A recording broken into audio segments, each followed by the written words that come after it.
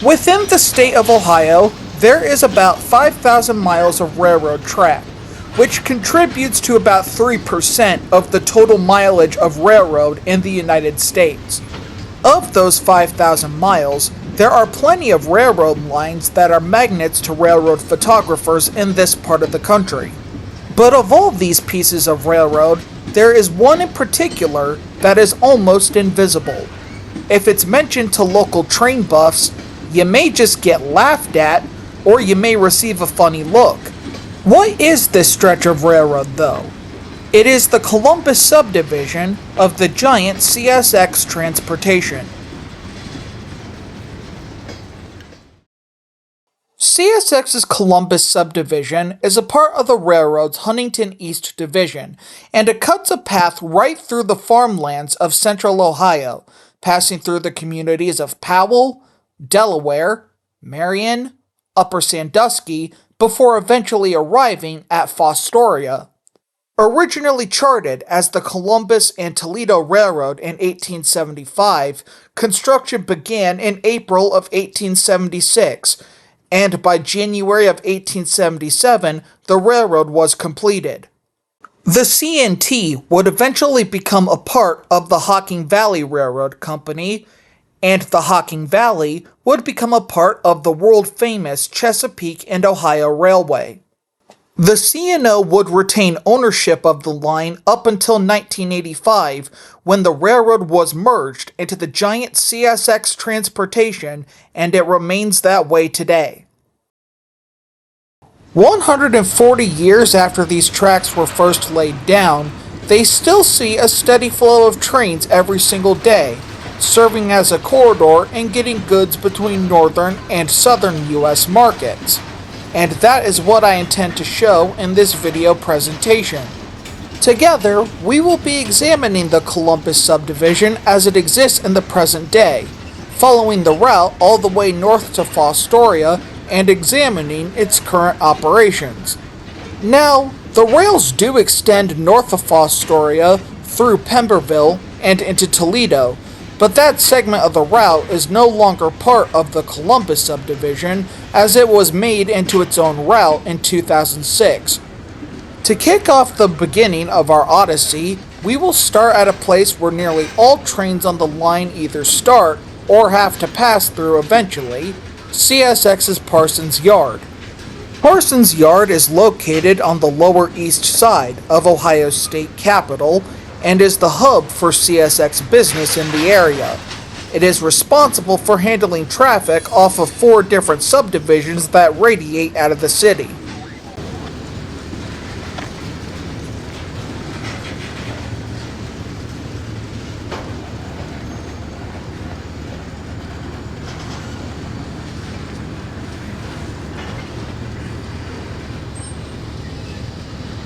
So anywhere there is good.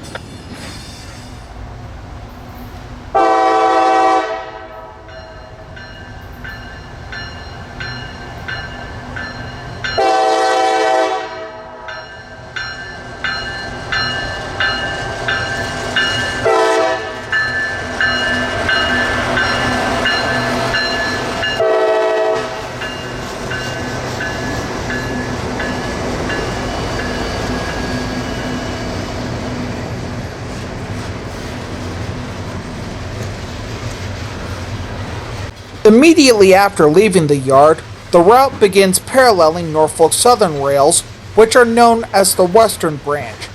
The two routes continue in this fashion all the way up to LM Cabin, where they cross each other. At first glance, it may appear that we are in the middle of nowhere, but we are right in the heart of the southern suburbs of Columbus. The tracks follow a right-of-way that is carved by the Scioto River, making accessibility a little difficult. This loaded coal train just received a fresh crew, which got on at Parsons. They are taking it 127 miles to Toledo, where eventually the coal will be offloaded. If all goes well, they will finish the run in about 4 to 6 hours.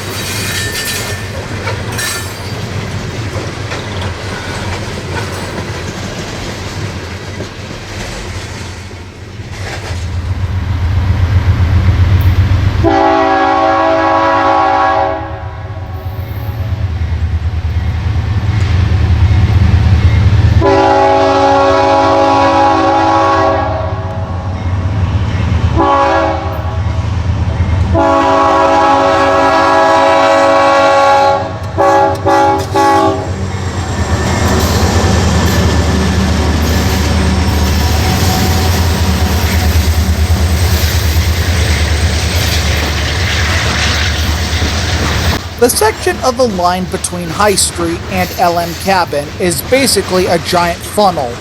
Trains that are profiled to use the Scotts Lawn Secondary, as well as trains up the Burt Line to Galleon and Crest Line, have to use it to get in and out of Columbus. On top of that, Norfolk Southern has trackage rights over this section, as well as the Indiana and Ohio and Ohio Central Railroads.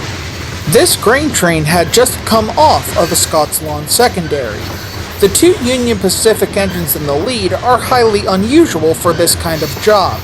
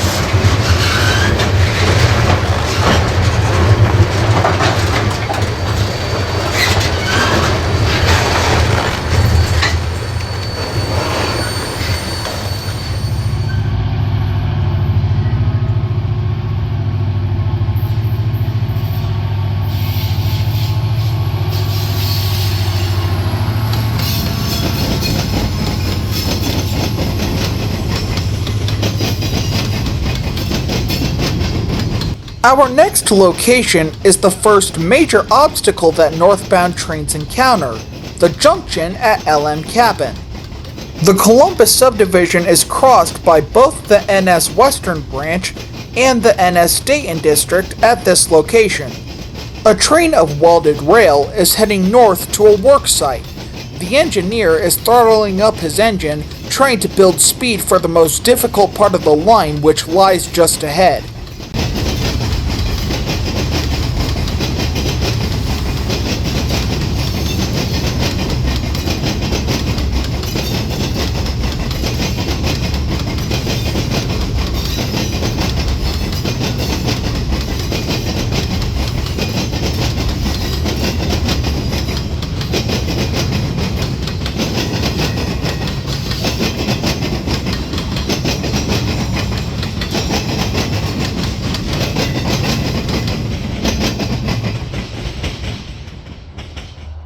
I mentioned a few moments ago that this segment of the line hosts trackage rights from a few other roads.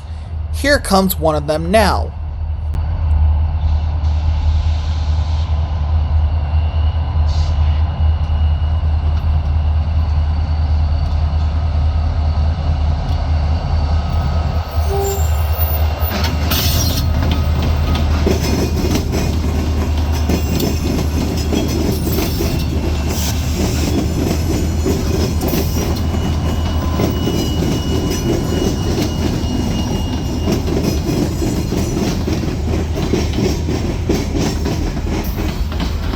This is Ohio Central Train NKPA, otherwise known as the Newark to Parsons Yard turn. The job is a daily visitor here, running 7 days a week. When it operates on CSX rails, it uses the symbol Z744, the Z to indicate that it is a foreign train. Today's train is powered by 4 older model SD40-2s, including one that is lettered for the Indiana and Ohio.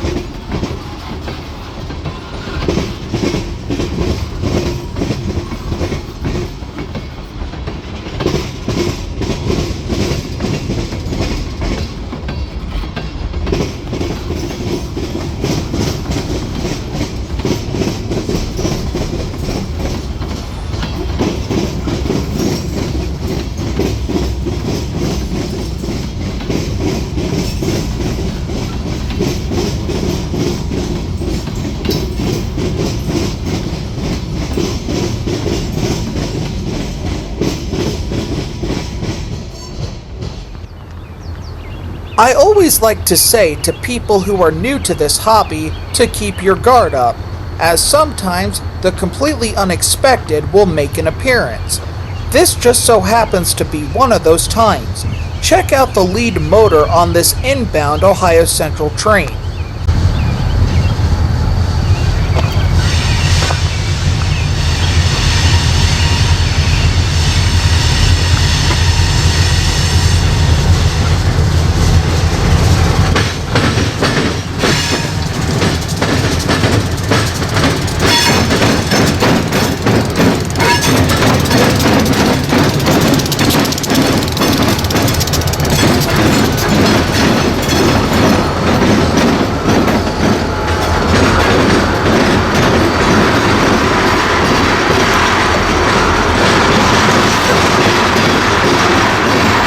Leading the Newark to Parsons turn on this day is a B23-Super 7, followed by 2 SD40-2s. Ohio Central once rostered 8 of these rare units. 2 of them were still painted in very faded Conrail blue. This scene was shot in May of 2024. At that time, there were still 6 Super 7s on Ohio Central's roster, but they were due to be retired at any moment. Needless to say, this was a very memorable sight.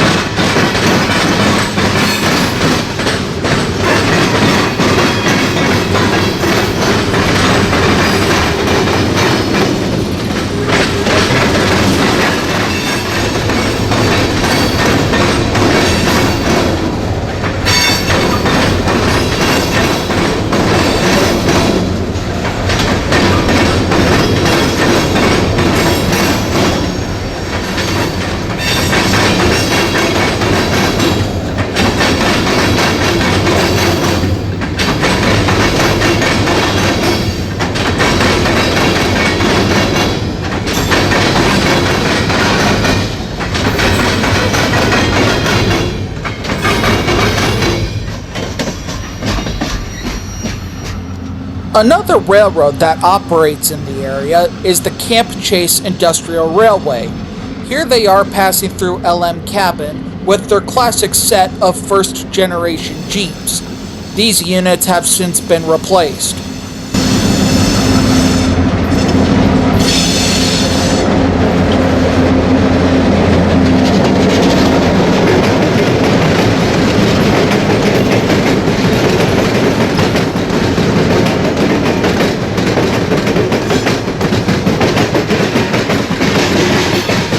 Like all interlockings of this type, LM Cabin used to have a tower that controlled movements through the junction. The tower was named Scioto Tower after the river of the same name, and it remained in service here up until 2002, when it was replaced by remote control equipment. Today, the junction is under the control of Norfolk Southern Dispatchers. In this scene from 2005, the tower was still standing, but it had been out of service for 3 years.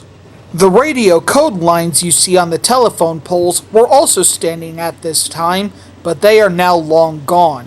The yellow nose tube paint scheme sported by these AC 4400 CWs was also a common sight back in those days, but today it is becoming very rare.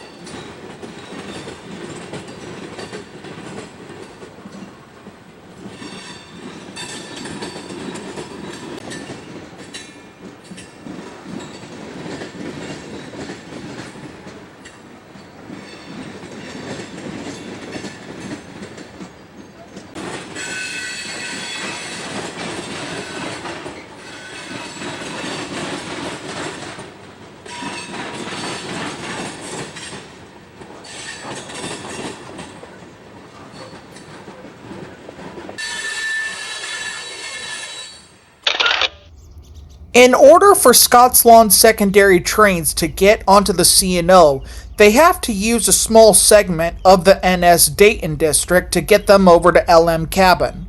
Performing that maneuver for us is a special load of U.S. Army equipment.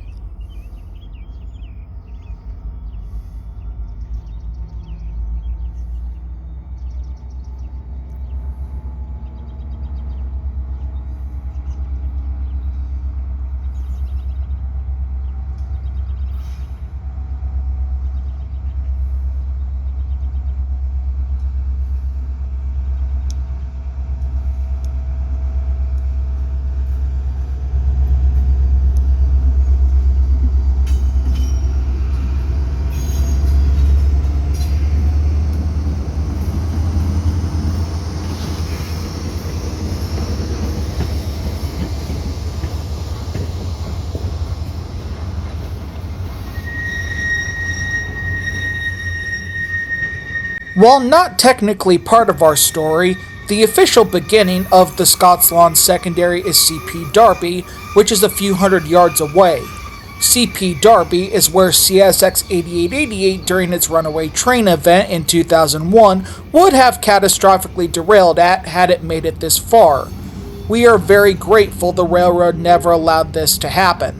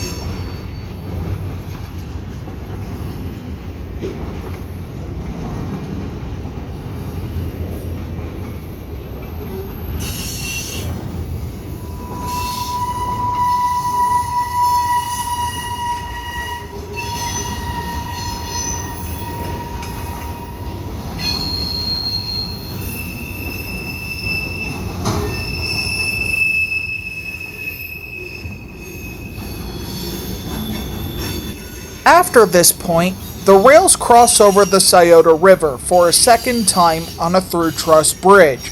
On the other side of the bridge, the rails pass through a giant Y, known as HV Cabin. HV is where the Ohio Central trains we've seen enter or exit the former C&O Main, as well as trains heading up the Burt Line to Galleon and Crest Line. As for the Columbus Sub, it goes through a giant S-curve to cross over the Olentangy River before straightening out at a control point known as Milepost 4. From that point on, train crews prepare themselves for the most challenging obstacle on the entire subdivision.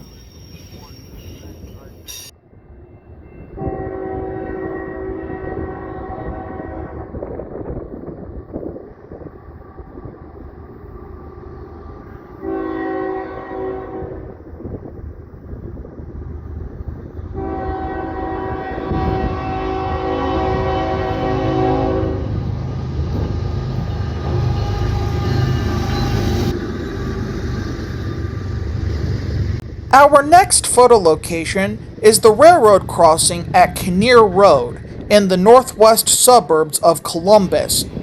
Kinnear Road is where the line passes near to its most famous landmark, The Ohio State University, home to The Ohio State Buckeyes and The Ohio State Wexner Medical Center. But for the people who work the trains, they aren't concerned with sports. Rather, they are much more occupied about the fact that this spot is the beginning of the hill. From the signals at Milepost 4 all the way up to Powell, the line is dead straight for a distance of about 10 miles. But for the next 4 miles between this railroad crossing and the signal at the east end of the Linworth siding is a 4-mile long hill with a gradient of close to 1%. This is enough to bring heavy trains down on their knees, and sometimes they stall out. But for the engineer of this northbound, he has no trouble at all, as all the cars are empty.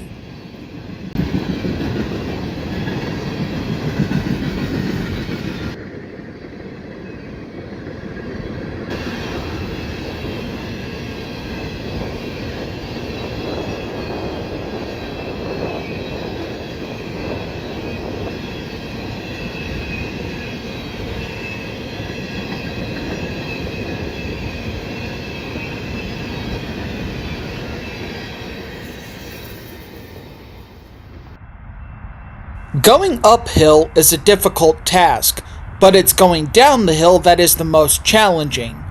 The engineer of this loaded coke train has his dynamics wide open as he passes Kinnear Road.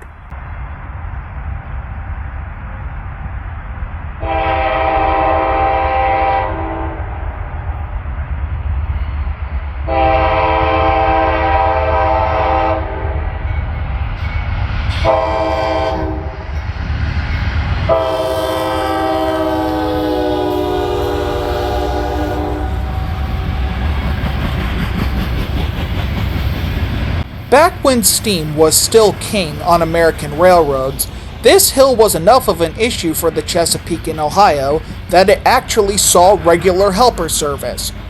Various kinds of C&O steam worked this line over the years, including the 284 Kanawhas and the 210-4 T1s.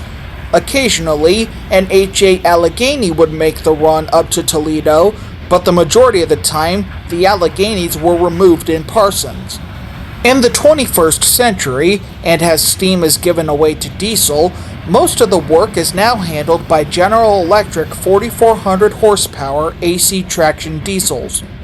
With these advancements in technology, the helper operation has since been deemed obsolete.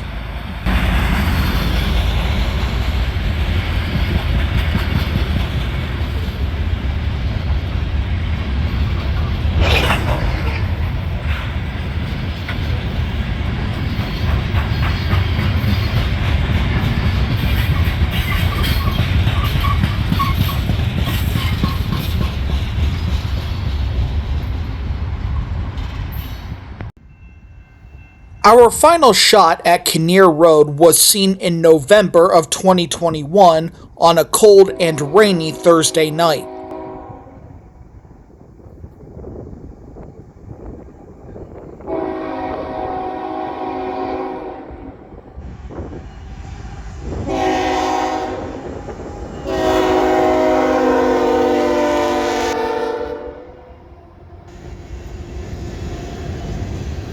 Canadian National number 3115, the BC Rail Heritage Unit, is seen leading a loaded tank train of ethanol.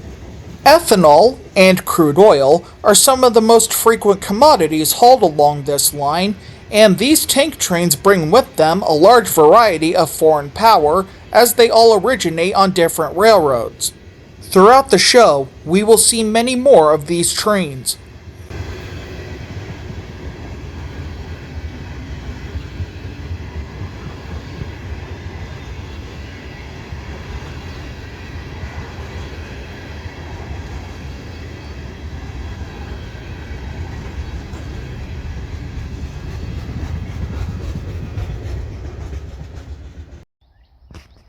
Moving on from Kinnear Road, we find ourselves at a control point called East End of Linworth.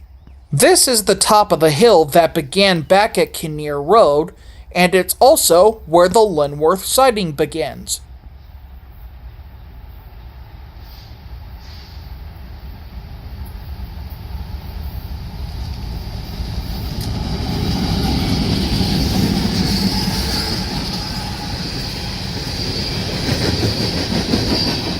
This empty coal train is being led by an EMD SD70 Ace Tier 4.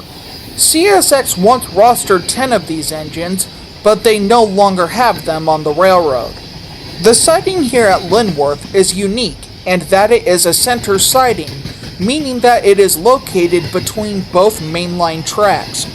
Center sidings were located all along this line in the C&O days, but now there is only 4 remaining, such as this one here at Linworth.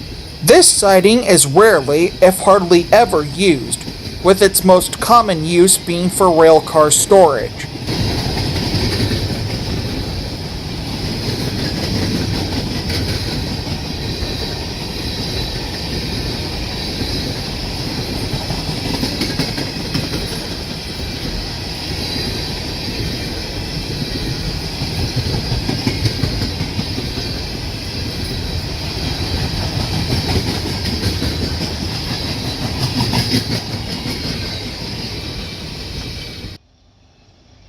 For road vehicles, navigating a less than 1% grade is not that difficult of a challenge. But for trains, it's the equivalent of rock climbing up a vertical cliff. Take this loaded coal train for example.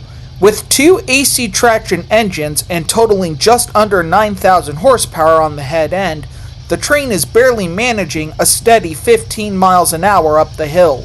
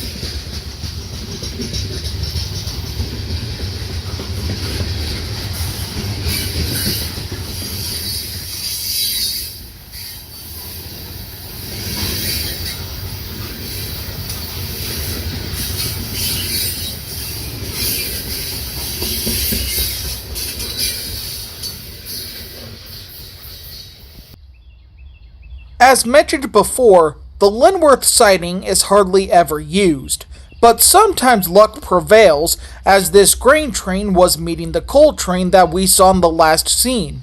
If you listen carefully, you can hear the old jointed rail groaning in protest.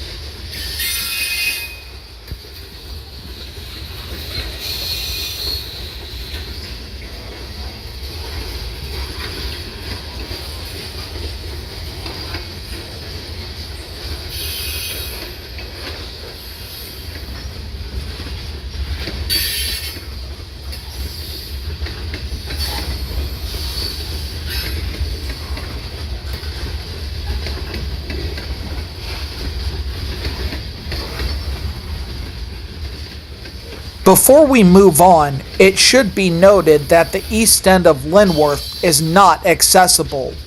The only reason I have this footage is because my Grandpa Jim and Grandma Rosemary owned a condo that was right next to it, giving me access.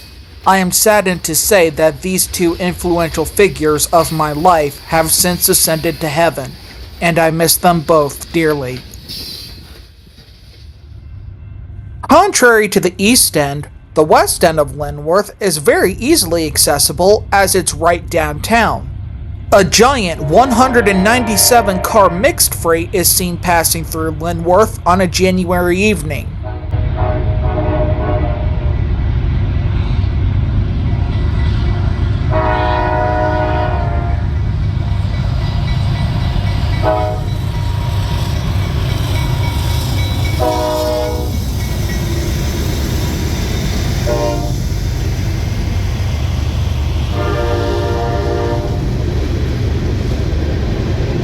This is train M634, formerly Q634. For the sake of simplicity, we will be referring to it as 634.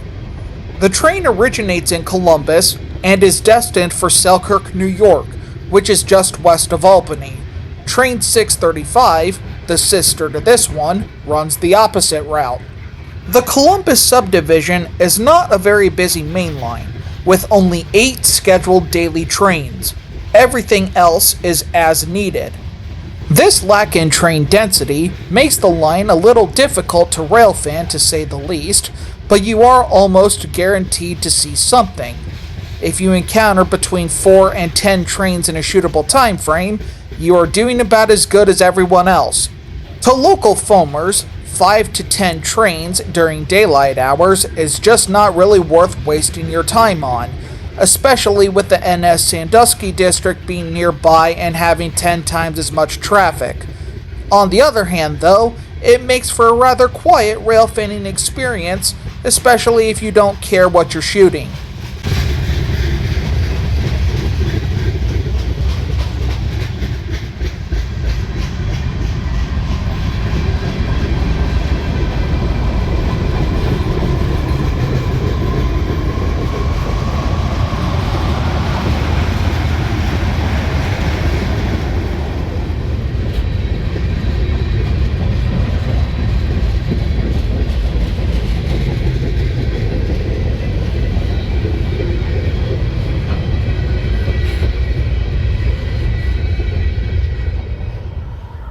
On another day, train 635 passes through Linworth with some rather interesting visitors for this region.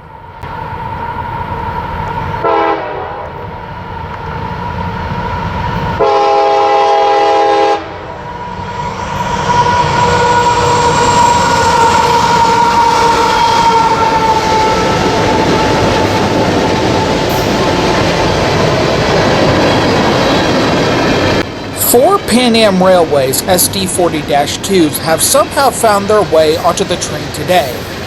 This is not the first time this has happened, and we will see another example of this in a little bit.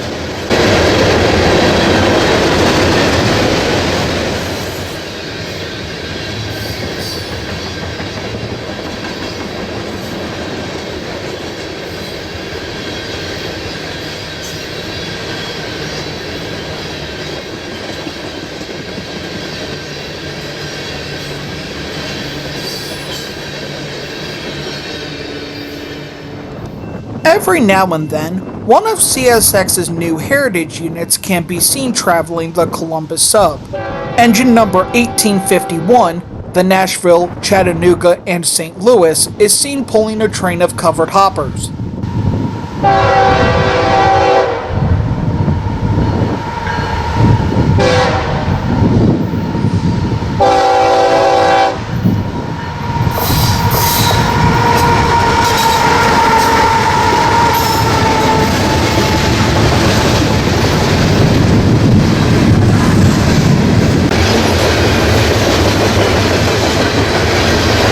By now, I think we have covered Columbus and its surrounding suburbs in good enough detail, so we will move on as there is still a lot of railroad to cover.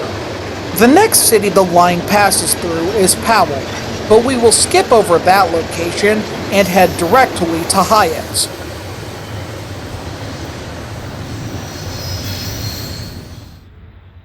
Welcome to CP Hyatts, named after the village that it is located in, also known as Hyatts.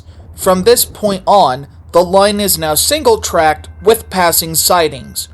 In Hyatts, we see another regular freight that runs the route.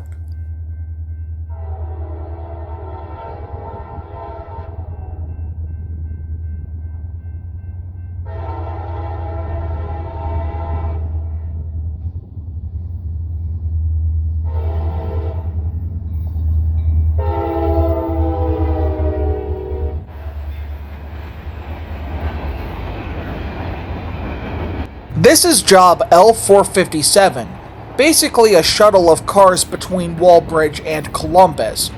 Although it is classified as a local job, in reality it is a road freight in all but name. This train and its sister job, L456, are another pair of trains that can be regularly seen.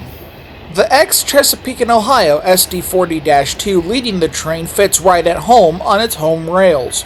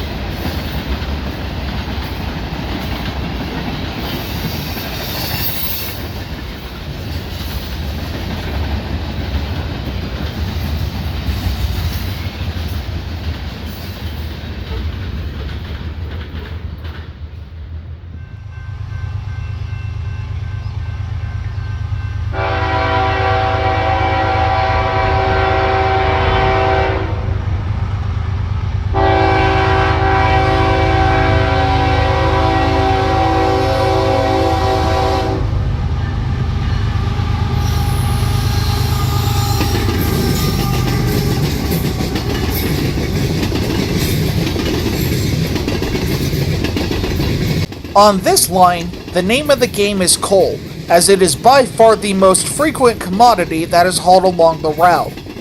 The flow of this traffic reaches its peak during the spring and summer months when coal mining is in full swing. During those seasons, the Columbus Sub can average between 8 and 10 coal trains a day. The majority of the coal moved on this line is either destined for Northwest Indiana in the steelmaking process, or it's destined for Toledo, where it will eventually be exported. The coal business is still relatively healthy, and CSX is still the #1 coal hauler in the United States, but over the last 20 years, the business has been on the decline.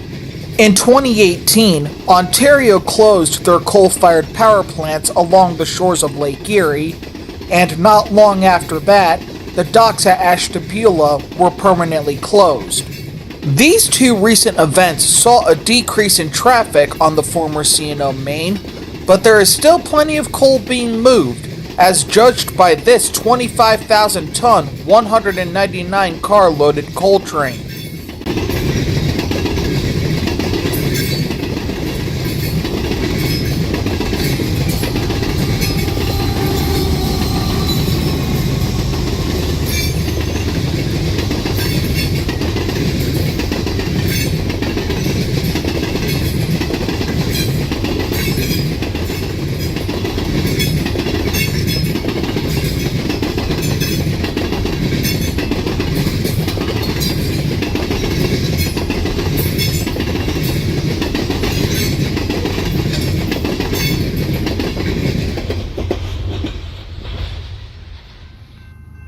Our final shot at Hyatts was taken on April 14th of 2022.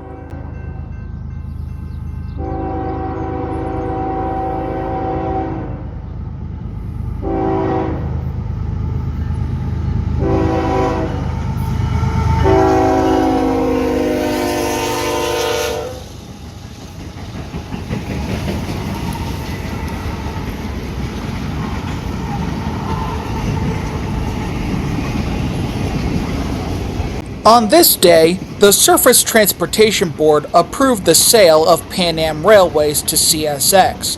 Needless to say, seeing these Pan Am visitors all the way down here was quite unexpected. Unfortunately, they were all on their way to be scrapped.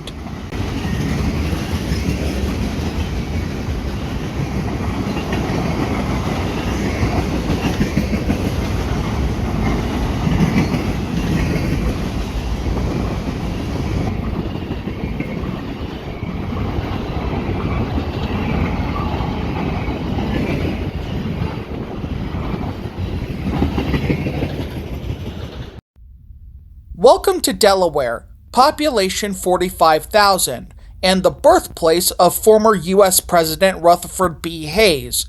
It is in Delaware we set up at an important location on the subdivision, milepost 24, or West End, Delaware, according to the timetable.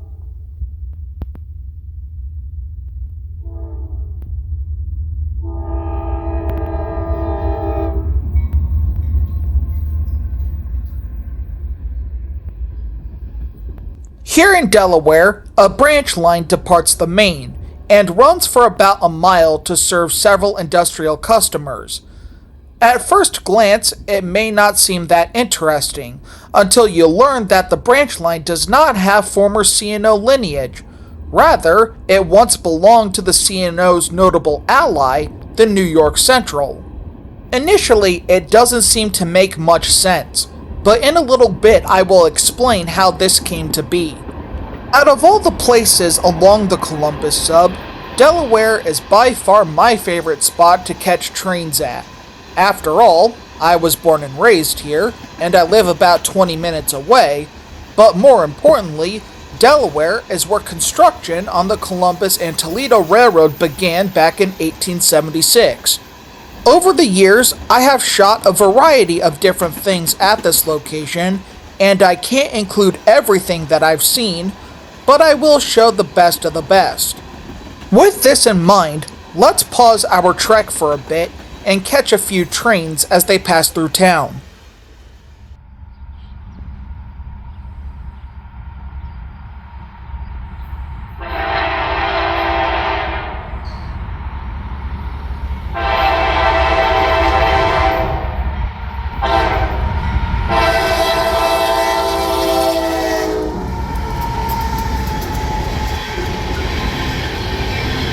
At milepost 24, there is a gravel pit that is now used as a parking lot for a hair salon, but it used to be where the Hocking Valley Delaware train depot once stood.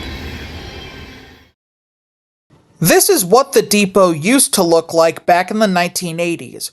As you can see by this photograph, it was in a severe state of disrepair and far beyond anything they could do to save it. In another photo, we see what looks like a northbound coal train off to the right. Not long after these pictures were taken, the depot was torn down, and none of it was saved.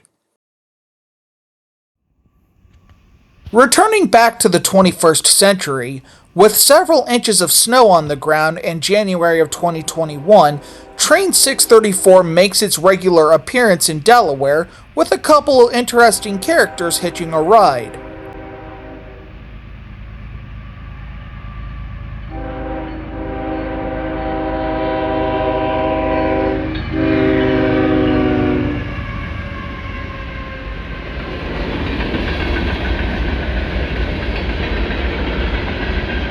Two F40PH-2s that belong to the Massachusetts Bay Transportation Authority have somehow found their way onto the northbound train.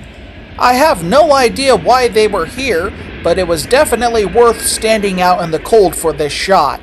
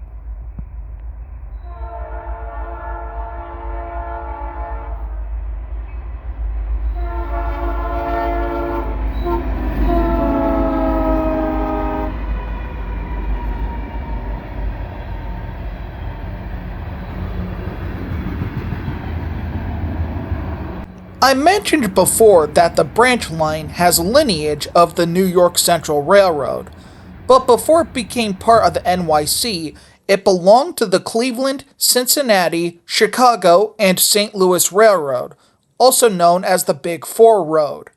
The railroad came south out of Galion, on what is today the CSX Burt line, before it turned west at Delaware, running to Springfield, Ohio. From there, it ran all the way to Indianapolis. This routing lasted up until the 1960s, when all through traffic was diverted on a right-of-way through Marion, now known as the CSX Mount Victory Subdivision. By the time the New York Central became the Penn Central in 1968, the only thing that remained of the right-of-way between Delaware and Springfield was this small branch line. Amazingly, this branch line survived the Penn Central calamity and was operated throughout the entirety of the Conrail years, even though Conrail had a desire to abandon anything they could get their hands on. In 1999, Conrail was broken up in relatively equal shares between CSX and Norfolk Southern, and the railroad inherited the Burt line as well as this branch line.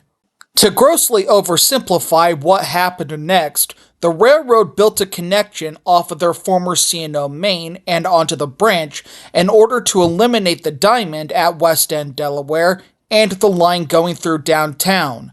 The last train to use it was in 2004. In this scene from June of 2000, a northbound mixed freight is seen crossing over the diamond. The connection track would be built behind where the videographer is standing. Take note of the former Soo Line SD40-2 and the lack of graffiti on the side of the cars.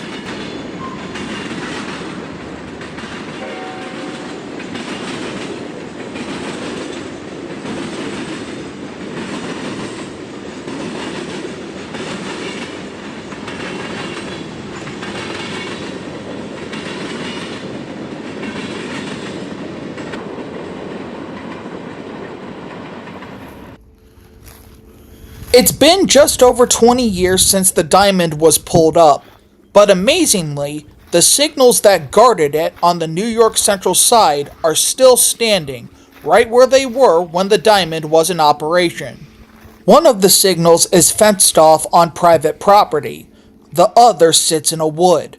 Both still stand guard for a right-of-way that no longer exists, waiting to be accepted by a passing train that will never go this way again.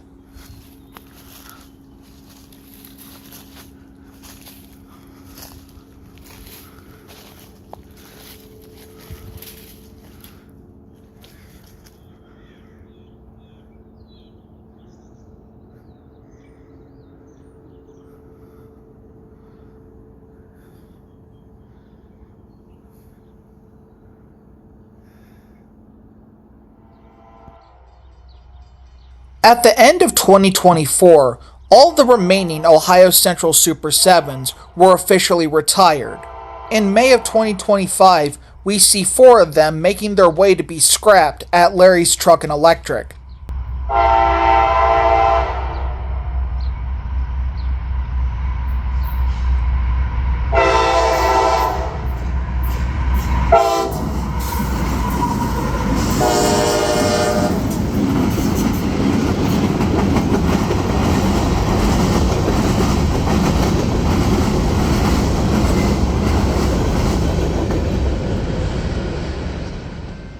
On a more positive note, we set up one night in the summer of 2022 to catch an extra local freight heading to Parsons with an all-EMD show.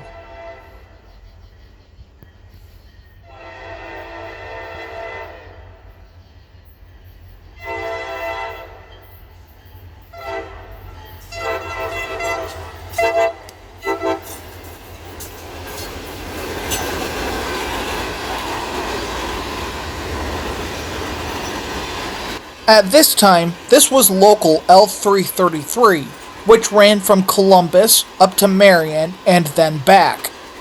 At the end of 2023, this job was abolished in favor of forwarding the traffic on trains 456 and 457.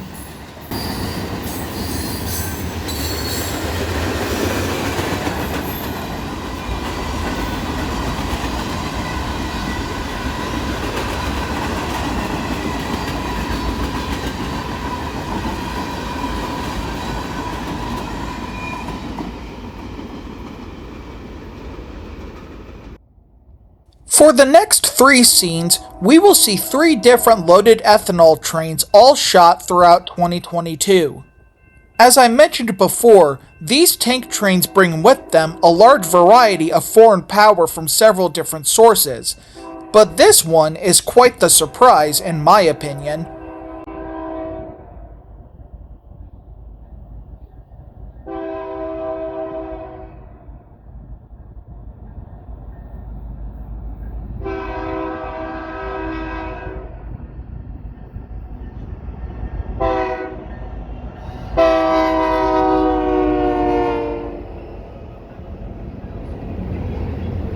Canadian Pacific number 7020 is seen leading the train.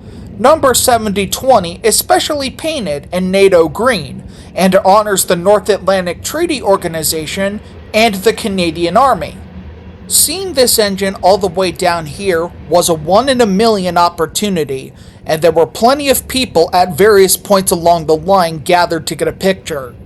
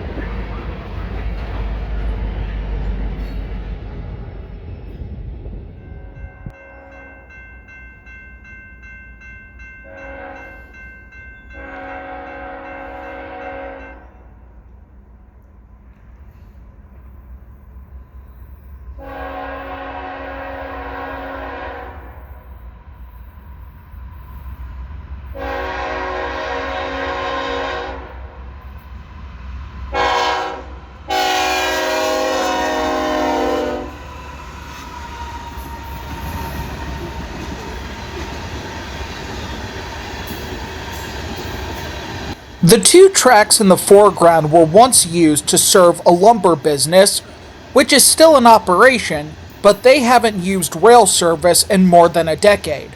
The track that is closest to us is now out of service, while the one behind that is now the lead to get onto the branch line.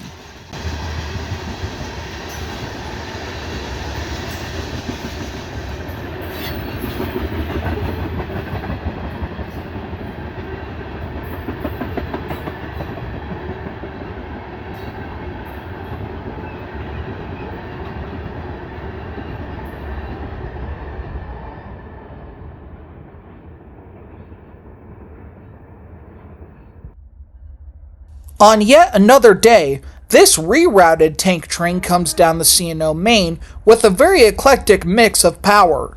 Each engine represents a different railroad, and there are a couple things in this scene that you can't see anymore. The lead NSC 44-9W was rebuilt, and the trailing BNSF SD70 Mac was put into storage. What makes this scene even more interesting is the train is going into the Delaware siding to meet a northbound opposing movement. The Delaware siding, which begins at the West End Delaware signal, is not often used to meet trains. On the timetable, the siding measures at just over 8,000 feet, but it is hampered by railroad crossings on both ends, making the usable length less than 6,000 feet. If a meet is necessary, dispatchers prefer to do it on the double track that begins at RW Cabin, which is just over a mile away.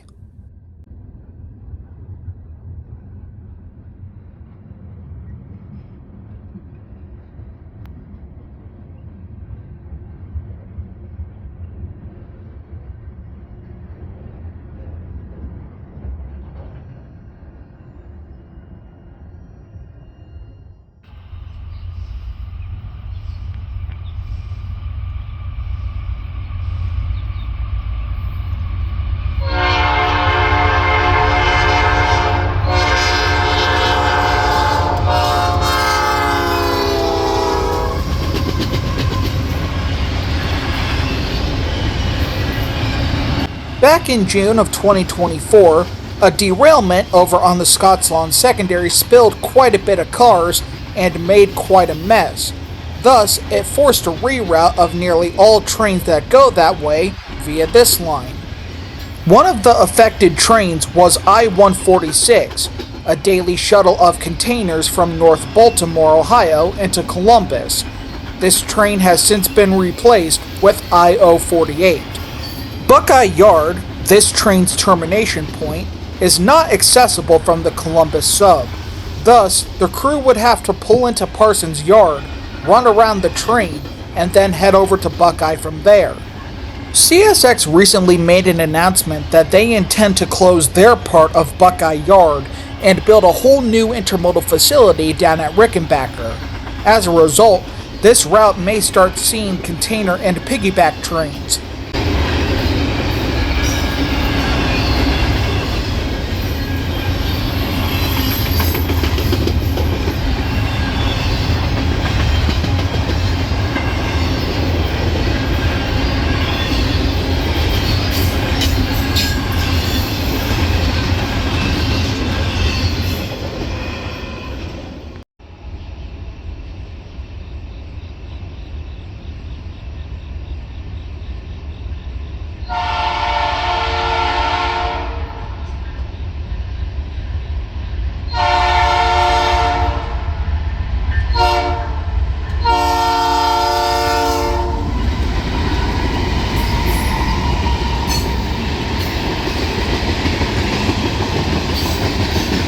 It is just past 3 a.m. on the morning of August 9th, 2024, and train B261 makes its arrival known. B261 is a train of molten sulfur that originates on the Canadian National and heads for North Carolina. The highlight for this train is a pair of C44-9Ws still painted in BC Rail colors. Thus, it was well worth the 3 a.m. trip. As far as I know, I was the only foamer who was committed to doing this, but I think it was worth it.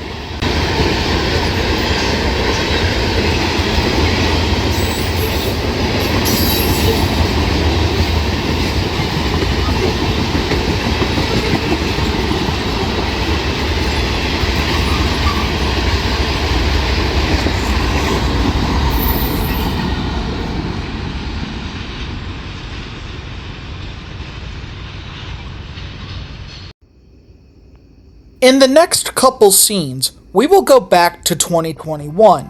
2021 was quite the year for local Columbus sub rail fans, and this is one of those highlights.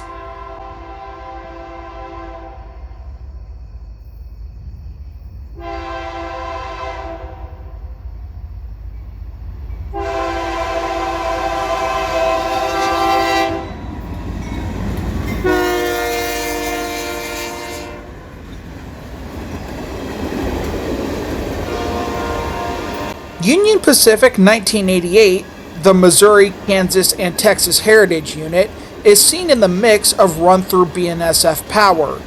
The train it is on is destined for the Union Pacific at Proviso, Illinois, where the engine will get back onto its home rails.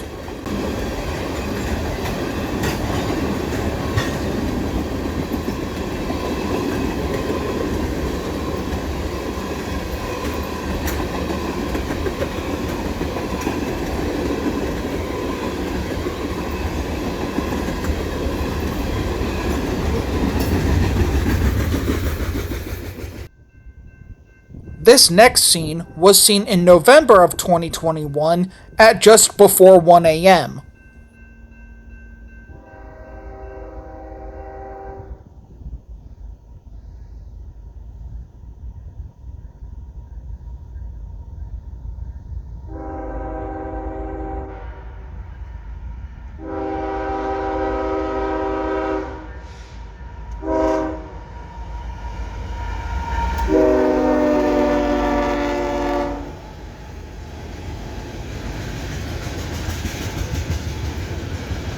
Kansas City Southern number 4006 is seen trailing on this tank train. Number 4006 is specially painted to honor American veterans. Even though the engine was trailing, at this time, Most of the foreign power that would arrive on these tank trains would be pulled off in Russell, Kentucky, and sent out on other assignments to get the engines back to their home rails. Thankfully, I had prior knowledge that this was going to happen to this particular train, and I'm glad I went out for it, as this engine has never gone this way since.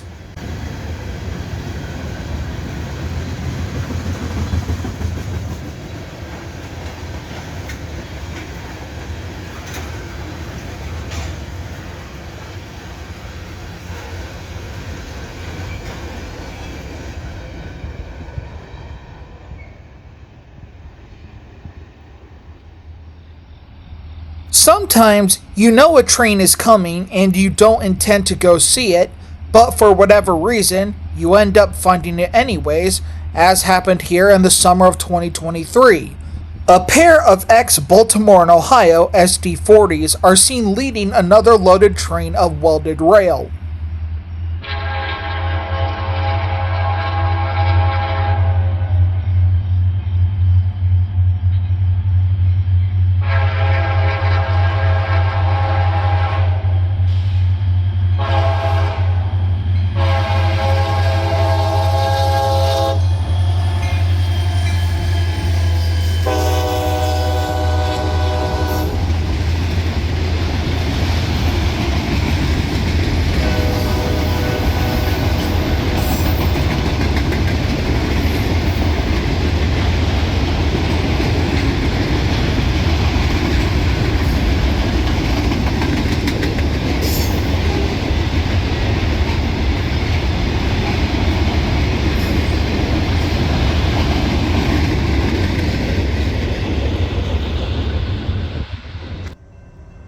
'In another scene from 2023, train 634 approaches us, being pulled by a pair of Dash 8s, still painted in the Yellow Nose 2 paint.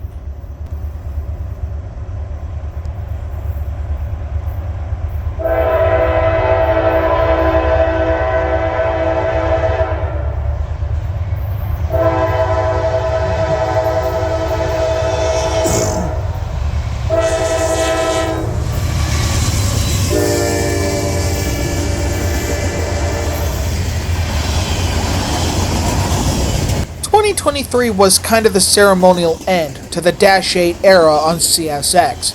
That year, the railroad pulled out some 70 of these units from storage and pressed them into general freight assignments, with many of them finding themselves in the Midwest. When 2024 rolled around, the majority were put back into storage, with about 20 of them still activated, primarily for local assignments. The railroad has since committed to getting rid of the Dash 8 off their roster. Many have found new homes on various short lines, but the majority are destined to meet the scrapper's torch.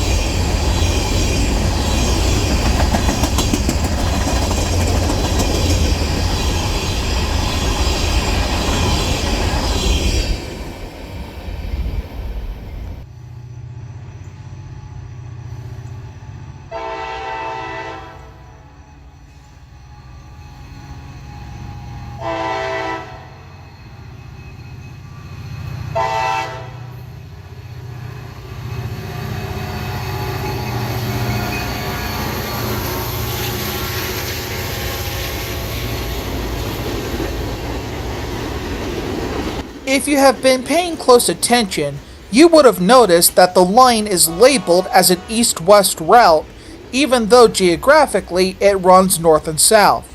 Northbound trains run as westbounds, and southbound trains run as eastbounds.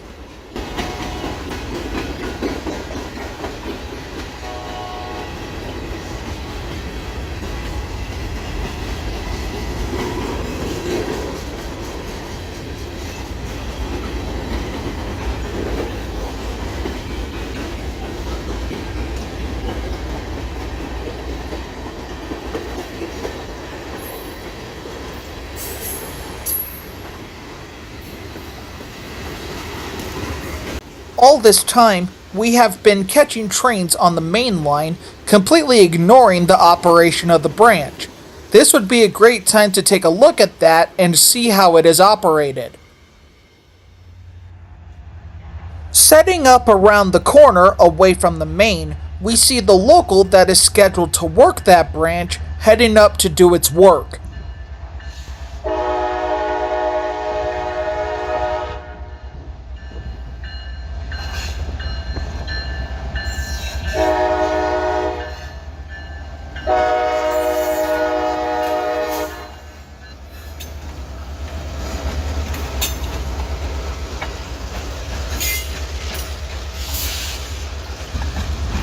This is local job L344, which works customers between Columbus and Harpster.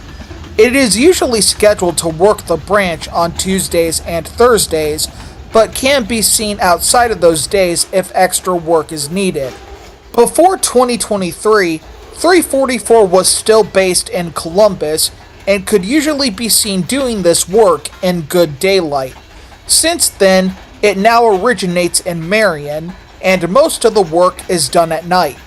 The condition of the tracks is extremely bad. It is classified as FRA exempted track with a speed limit of no more than 10 miles an hour. But there are still several customers down this way, with even more to be added on in the near future. It is hard to imagine that this line in its current form used to be a mainline structure that connected two neighboring states.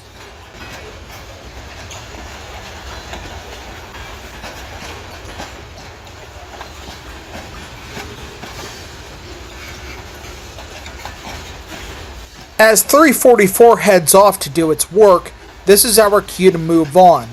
We still got a long way to go, and several more places to visit. But before we do that, we see one more very special train. CSX's Baltimore and Ohio painted business train is seen making a very rare appearance on this part of the system, carrying some of the railroad's top brass, including then-President James Foote. This was taken just 2 days after CN 3115 made its appearance.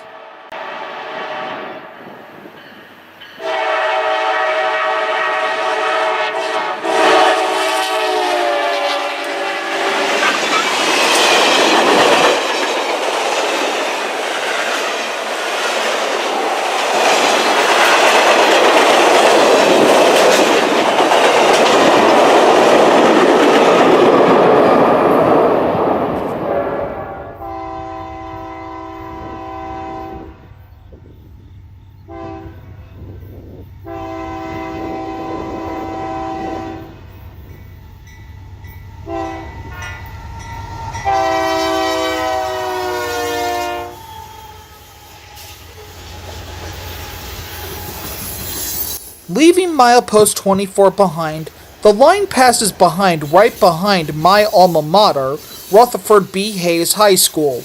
It then passes through the control point at RW Cabin, where a 4-mile long section of double track begins.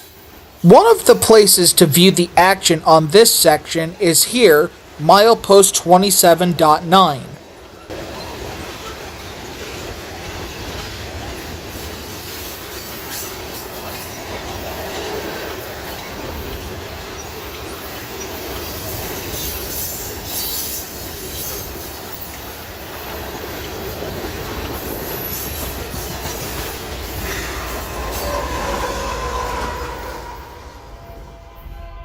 In recent times, the railroad has moved various through freights off of other routes and onto this line. Approaching the camera now is one of those newcomers.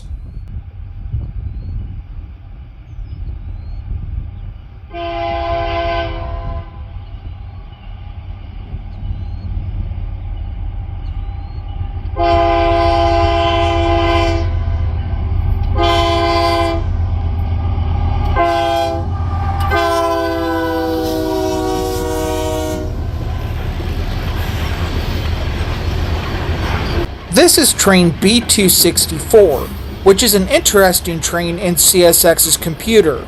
It can run as a train of empty phosphate hoppers heading to Florida to be loaded, or can run as a train of unit potash, as seen in this example. This train used to run south out of Chicago on the former Monon Railroad to Indianapolis. Now, it runs east on the former B&O main line to Fostoria, where it turns south onto the Columbus Sub. This is a welcome addition to the former C&O main, but just like all the other unit trains, it is an as-needed job, and it runs far and few between.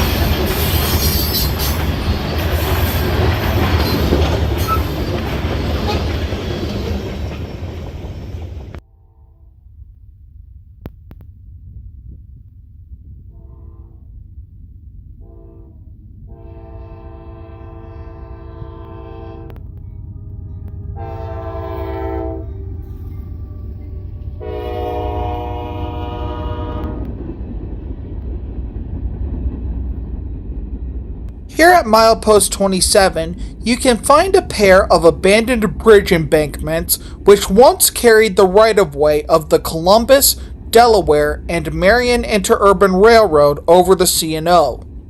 These bridge piers are some of the last pieces of evidence of the CD&M's right-of-way, but its legacy still lives on, as the CD&M's Delaware Depot still exists, and is now a restaurant called the Solar Saloon.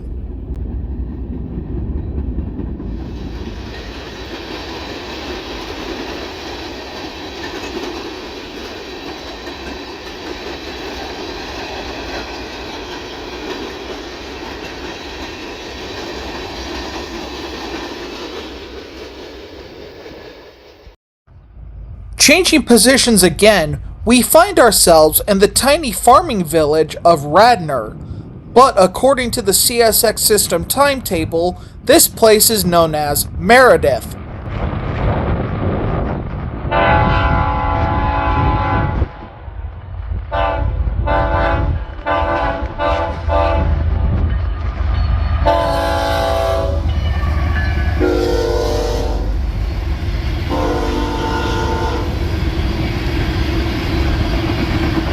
The double track that began at R.W. Cabin singles up here at Meredith, roughly a distance of 4 miles. This place is one of the most photogenic places on the route, as the tracks pass through a geographical dip in the land, flanked on both sides by open fields. There is also a grain elevator here that provides a nice place to park and wait for trains, as well as a good shooting prop. There may not be very many trains, but patience is a virtue, and you can get some good photographic results.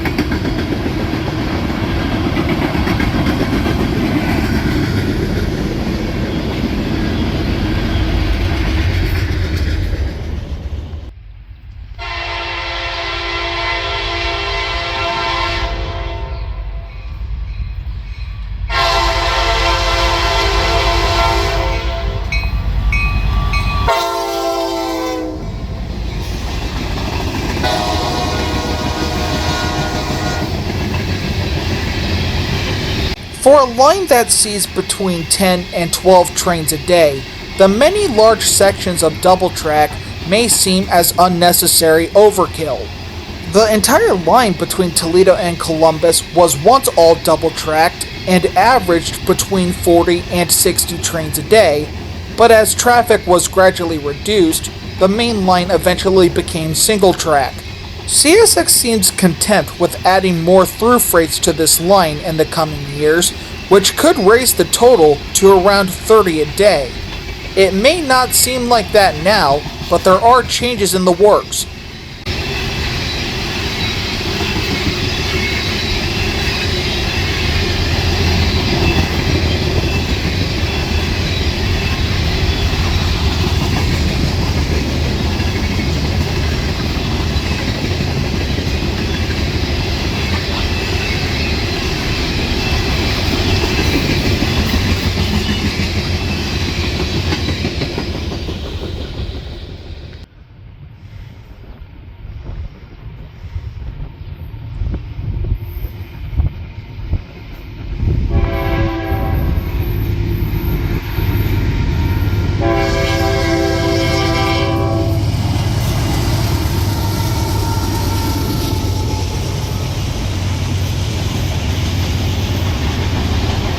This stretch of double track is a favorite place for the dispatchers to set up meets, as they can pull off a running meet without either train having to stop.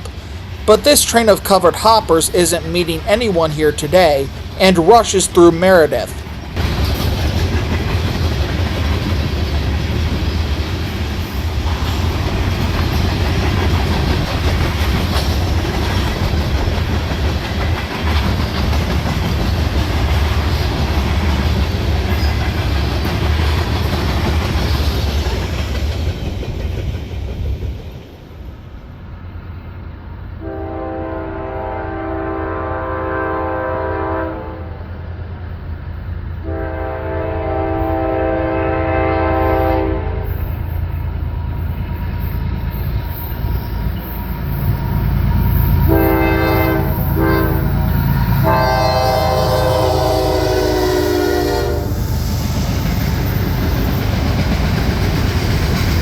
The green chutes are lighted with LED lights that face right out towards the tracks, making it very optimal for nighttime photography if you know how to do it. L456 on this night was running long and heavy, and with only one engine, it would make the run a little difficult for the crew.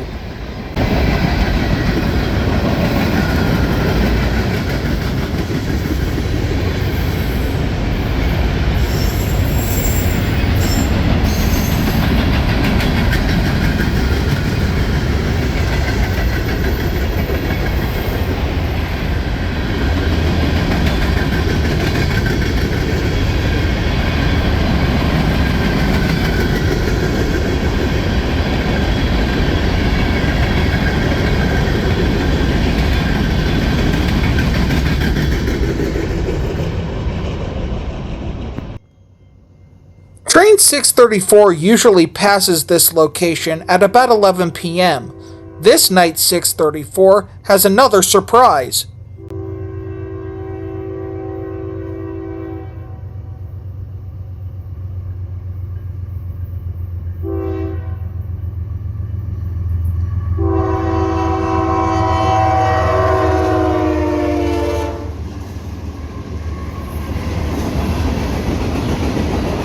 A pair of yard slugs that once belonged to the Canadian National have found their way onto 634 tonight. With less than 1,500 feet of train, it was making for an easy run.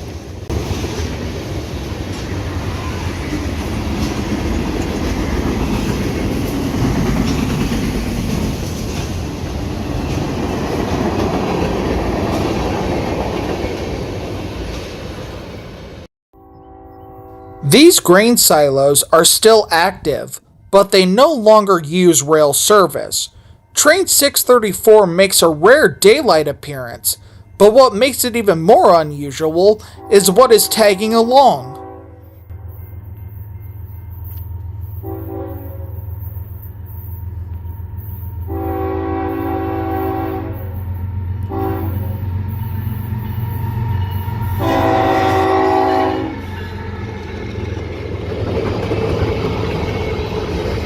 This 4-axle Jeep belongs to the Metro-North Commuter Railroad in New York. It is returning dead in tow and freight service after getting repairs in Huntington, West Virginia.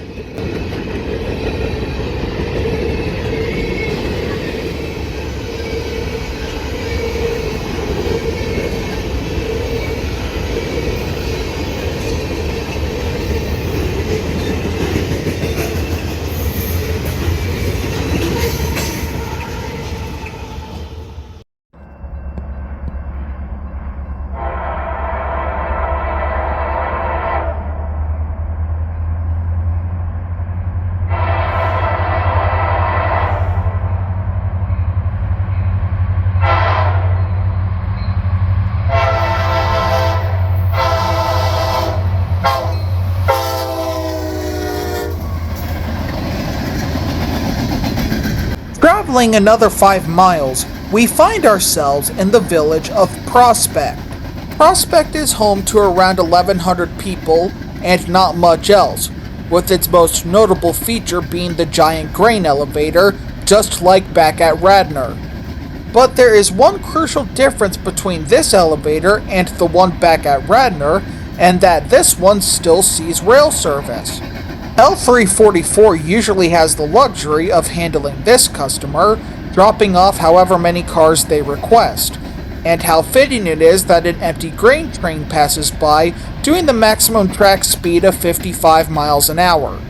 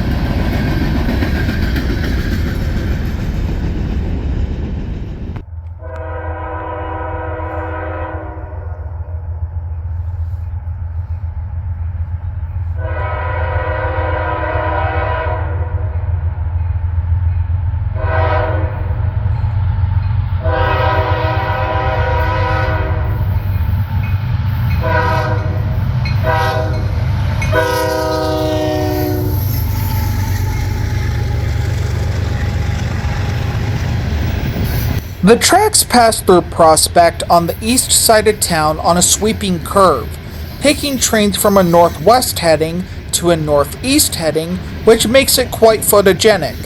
The field that we are standing in was once home to the Prospect train depot. Unlike the one back at Delaware, the Prospect depot still exists, but it now resides in Gahanna as a golf resort. A long cry from what it was built for.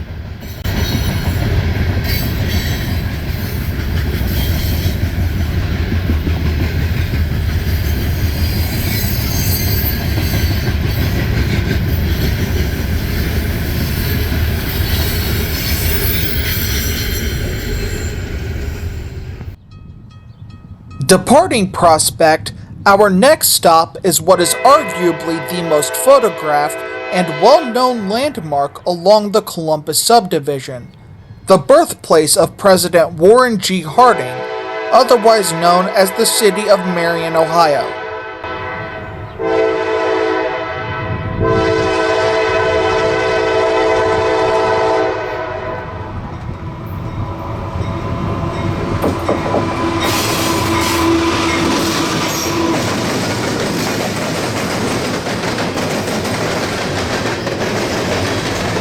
Marion is where the Chesapeake and Ohio met 3 other railroads, the Erie, the Pennsylvania, and the New York Central.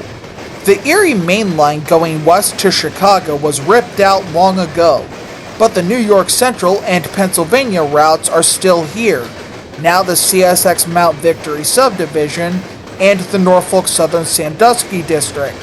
Marion was once a very industrial city with large volumes of passenger traffic. To accommodate it, the city had a large station which served all 4 railroads and is now beautifully preserved as a museum, complete with a functioning interlocking tower and Erie Lackawanna caboose. The station is nationally recognized as one of the best in the country, and it's a well-known railfan gathering point with railfans subject to between 50 and 60 trains a day.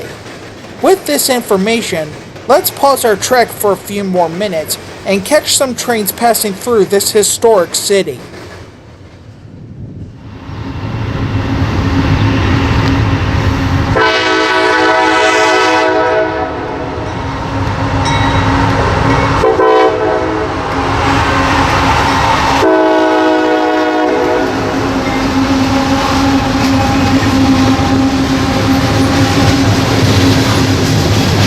I am a bit biased when I say this, but of all the shots that can be done in Marion, in my opinion, the Columbus Sub does the best.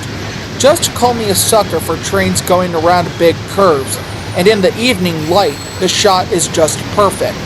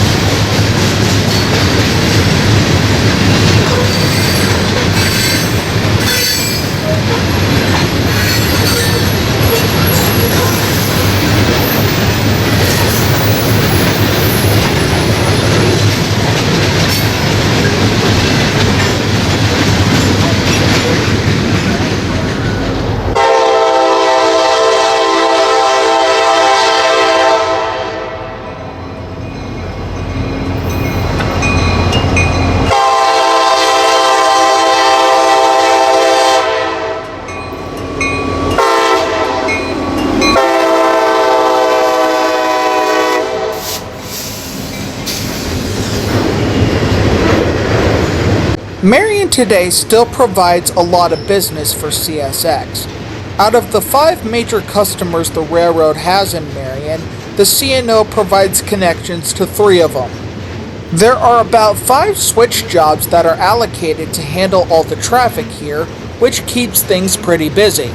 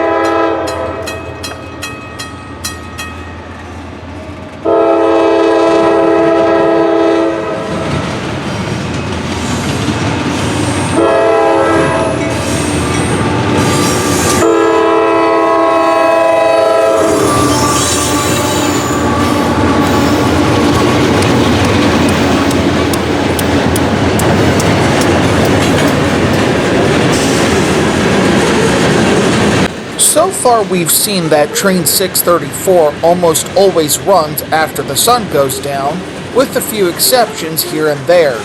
Train 635 on the other hand is a wild card. Sometimes it'll show up in prime daylight, other times it'll show up at 3 o'clock in the morning. The power for this day's 635 is quite eclectic to say the least.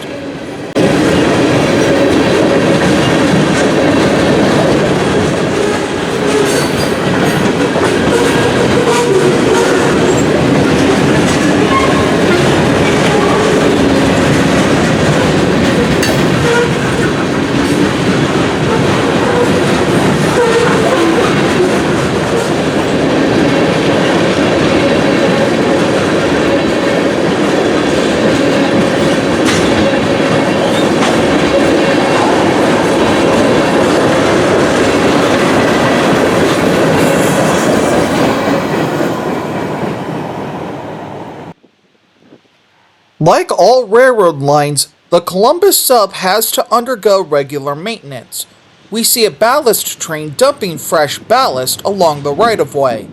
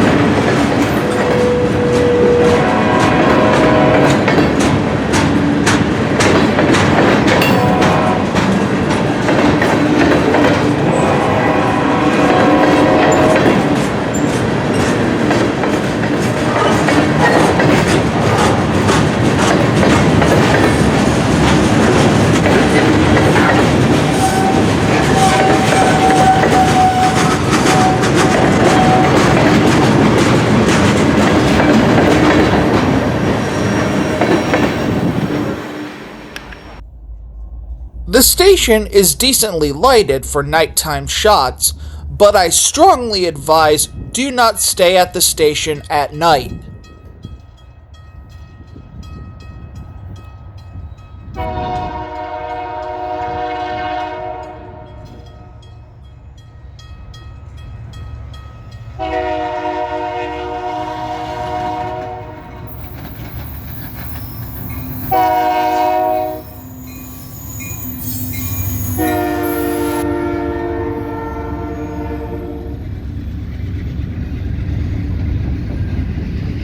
This was filmed in January of 2021. At that time, Canadian National still rostered several cowl-bodied Dash 8s, including 3 that were painted in BC Rail colors. I'm glad I got this scene because now all have either been retired or sent to the scrapyard.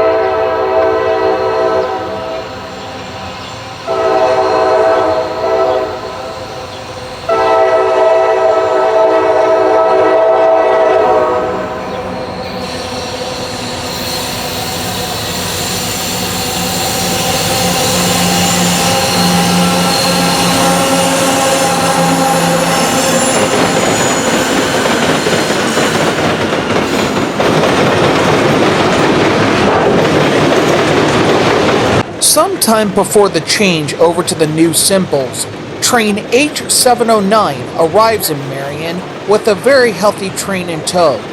The engineer is slowing to allow the conductor to hop off. The conductor will ride the last car and protect the rear of the train as they back into Marion Yard. H709 became job L333, which as previously stated is now abolished.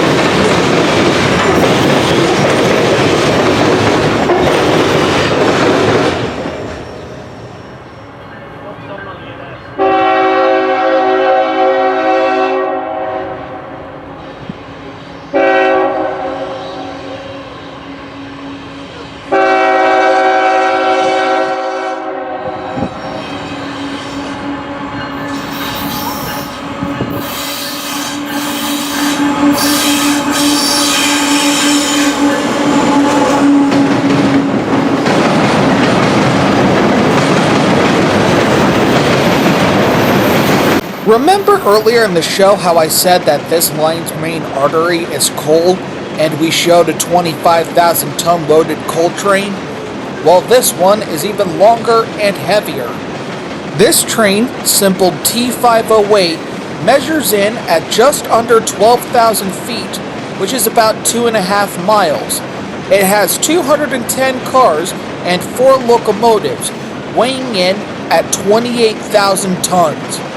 My memory is fading on me a little bit, but I'm pretty sure this is the longest and the heaviest train I have ever seen travel this line.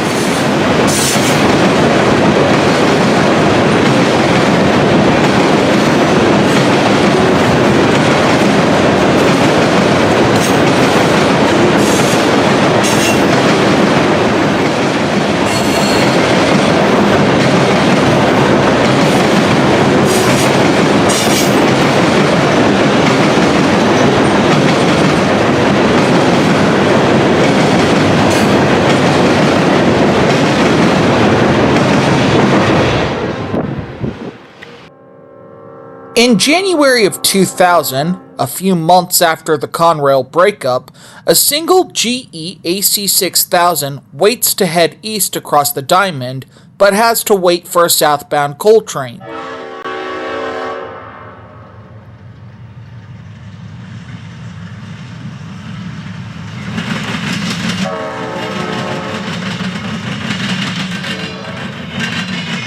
The C30-7 up front and the C40-8 and trail were eventually reduced to scrap metal. The AC6000 was only a few months old at the time, and it too would be scrapped about 15 years later.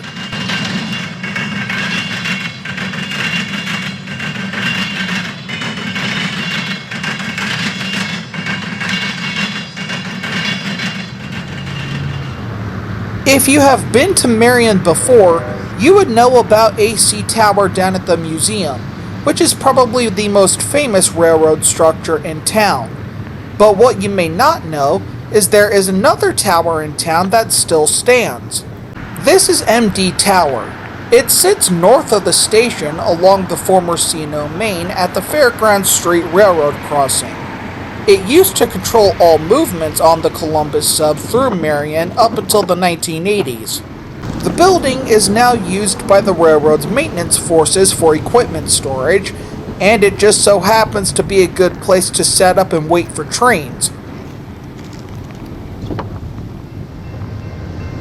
Setting up across the street from the tower, we watch two southbound trains get underway.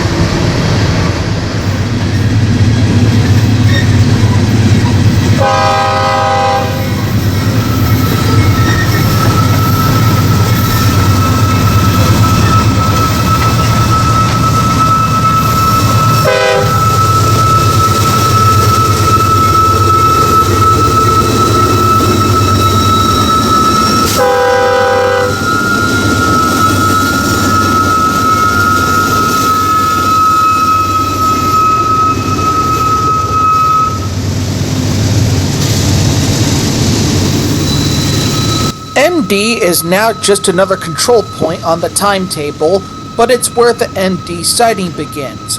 MD siding is the second center siding remaining on the Columbus Sub, but it is only accessible from the number 2 main.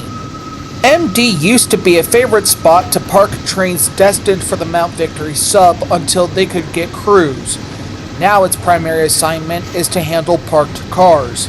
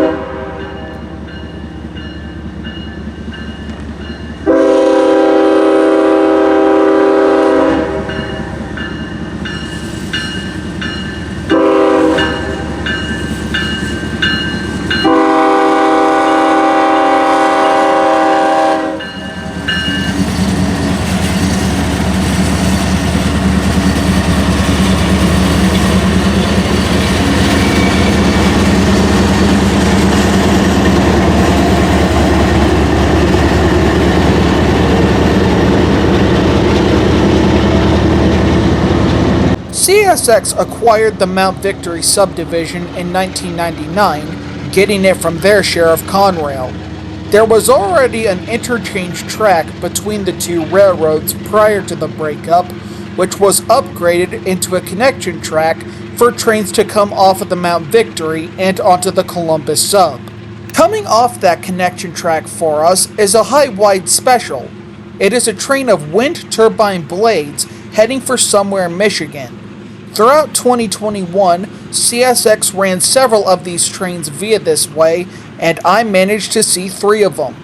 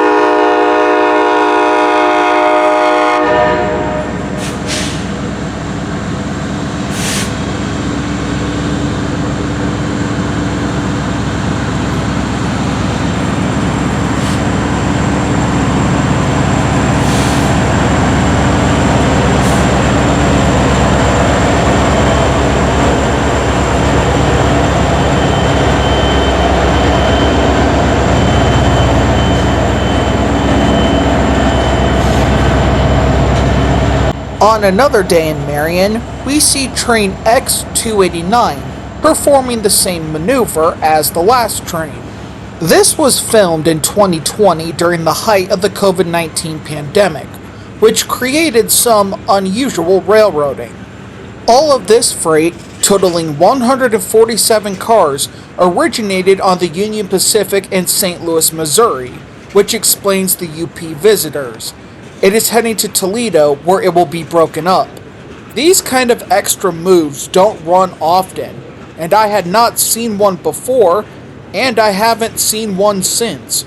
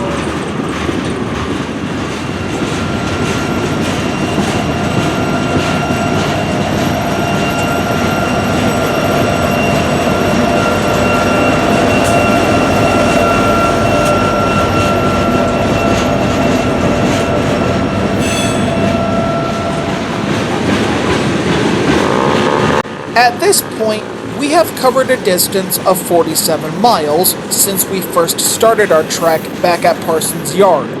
We are just over halfway through our journey before we reach the end of the subdivision. Our next stop will be the village of Morrill before we eventually arrive at Upper Sandusky. But before we depart Marion, let's turn back the clock to the fall of 1994 to catch an Amtrak passenger special that ran these rails. That ain't very long, we're across that track already. That ain't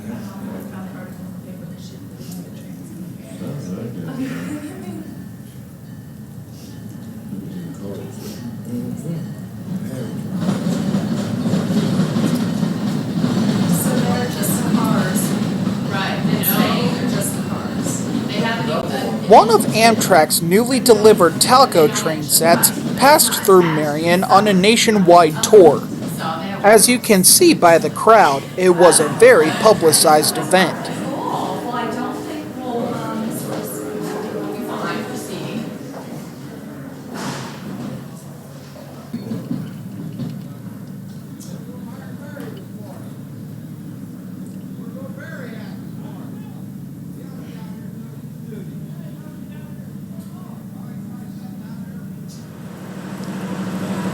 These Talco train sets were built in Spain, and Amtrak took delivery of its first set in April of 1994.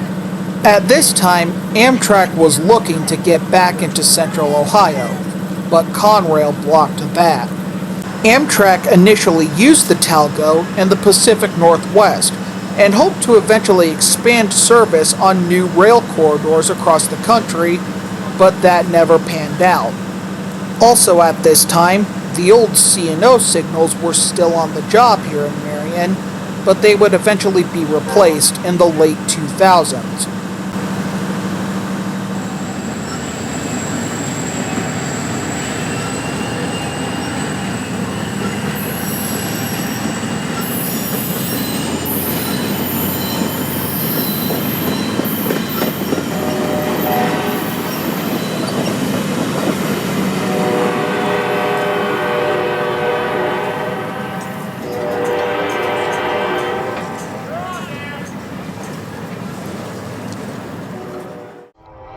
Welcome to Morrill, a small town with a population of about 400.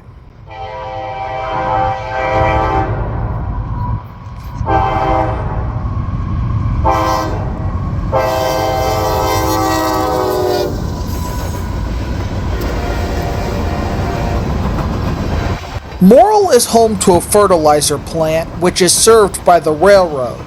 L344 usually handles this assignment whenever it comes up. After finishing all its work in Marion, train L456 heads to Upper Sandusky, where it will meet a southbound.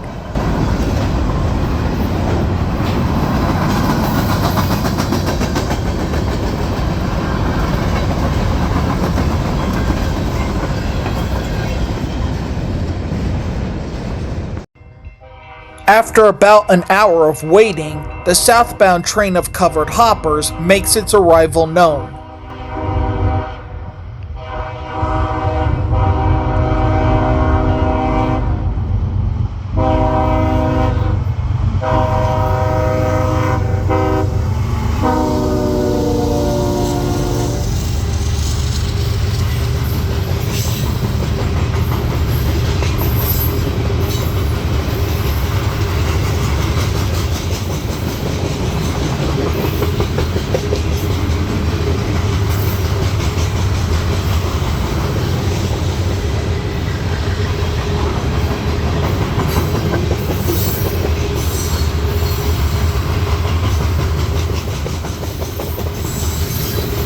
North of Morrill, the line passes through the village of Harpster, which is home to a grain elevator that occasionally loads a unit grain train.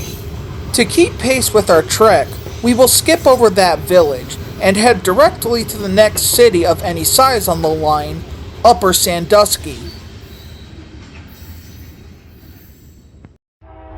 Welcome to Upper Sandusky. not to be confused with the city of Sandusky located along Lake Erie.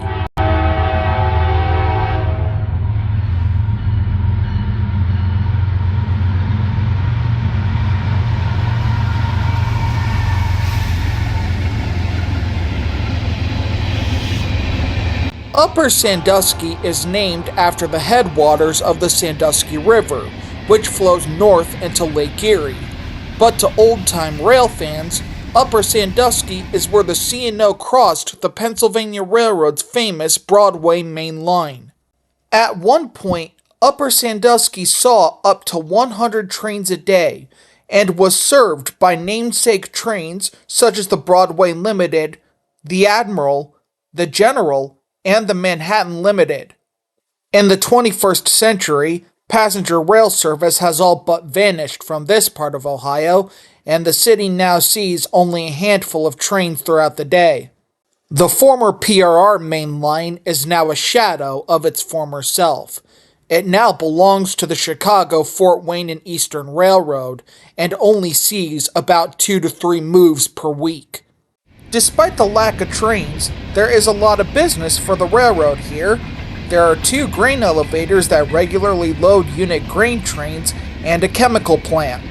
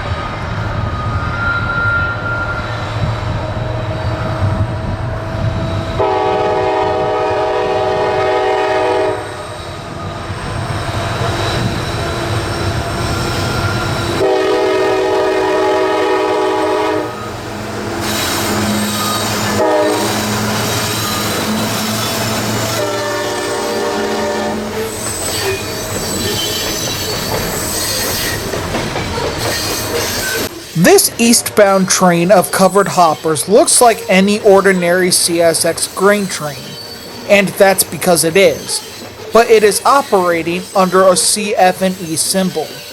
The former Pennsylvania Railroad main line is actually owned by CSX, but it is operated by the Chicago, Fort Wayne and Eastern under lease, and is dispatched by the Norfolk Southern. I don't understand it either. These grain trains that the railroad receives from CSX are loaded at Hamlet, Indiana, and returned to the railroad at Crestline. This operation usually occurs once a month. Apart from grain trains, the only other CF&E activity that can be seen east of Lima are an occasional local or some kind of special move.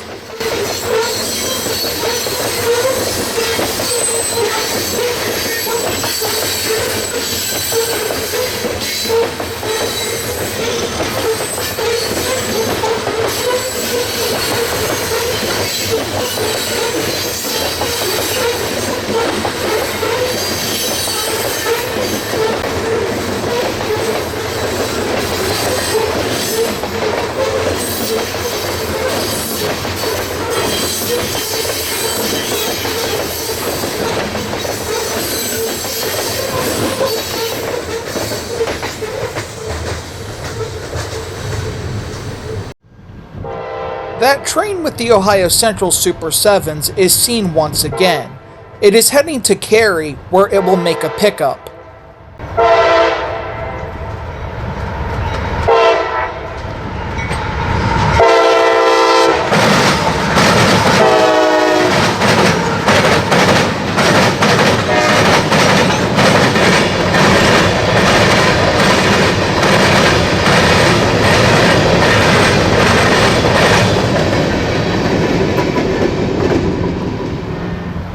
The Wheeling and Lake Erie Railroad has trackage rights on the Chicago, Fort Wayne and Eastern from Crestline to Lima, and they run a train once a week. Here they are heading back home to Brewster after going to Lima the previous day.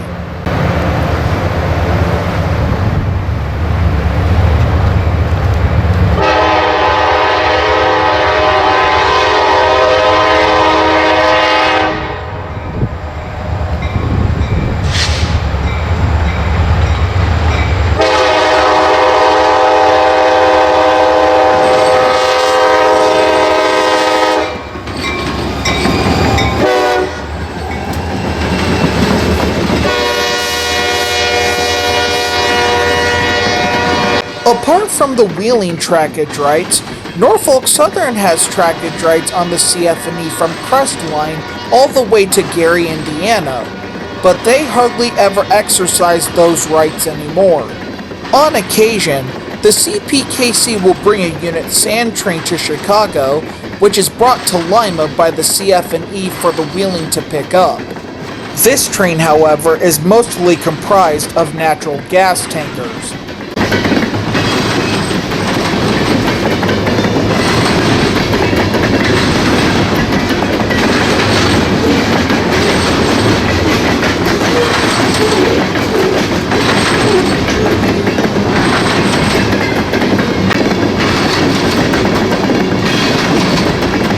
Turning our attention back to the Columbus Subdivision, the next place the C&O passes through is the village of Crawford. Given how close Crawford is to our next location, we will come back to that place later and head directly to Cary.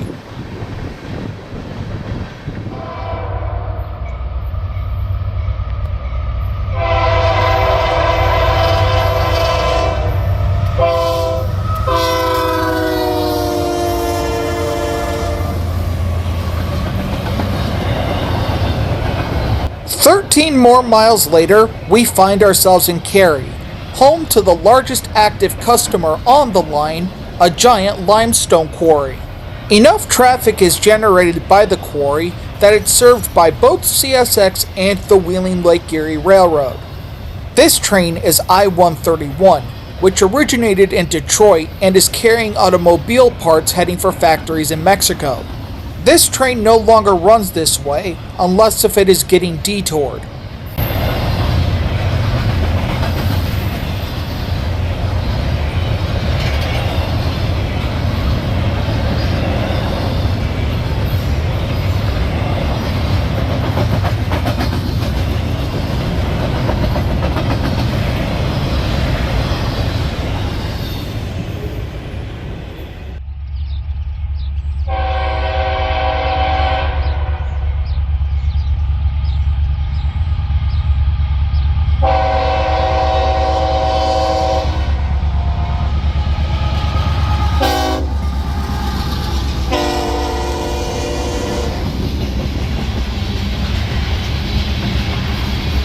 The C&O was not the only railroad to pass through Cary. The New York Central line between Sandusky, Tiffin, Kenton, and Bellefontaine also passed through here. The other railroad was the Akron, Canton, and Youngstown on its way to Delphos. The ACNY is famous for having an all-Fairbanks-Morris diesel fleet. The ACNY would come under the control of the Norfolk and Western in 1964. In 1985, they decided to abandon the section between Cary and Delphos. In 1990, Norfolk Southern decided to sell off their ACNY trackage to the new Wheeling and Lake Erie Railroad, who continues to operate it to this day.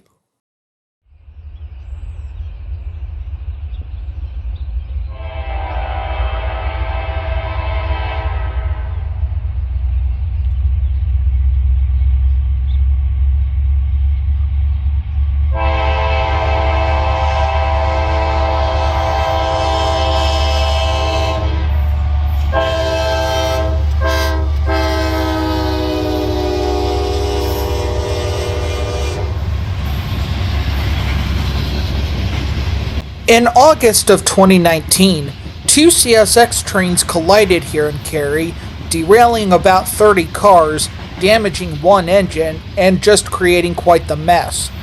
Although everybody involved walked away without getting seriously hurt, it was eventually determined that one of the engineers was drunk at the controls. It stands as a vivid reminder to not drive any vehicle while under the influence of alcohol.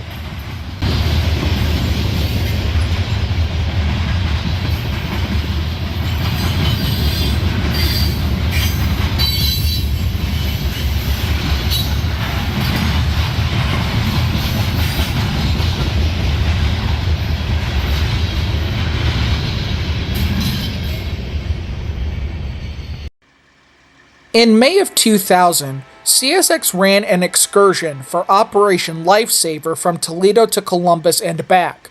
We see it passing on the north side of Cary. A year earlier, the railroad acquired a pair of F-40PHs from Amtrak to use on these kinds of trains, but for some unknown reason, the power consists of two SD-50s. These old C&O cantilever signals were eventually replaced in the early 2010s.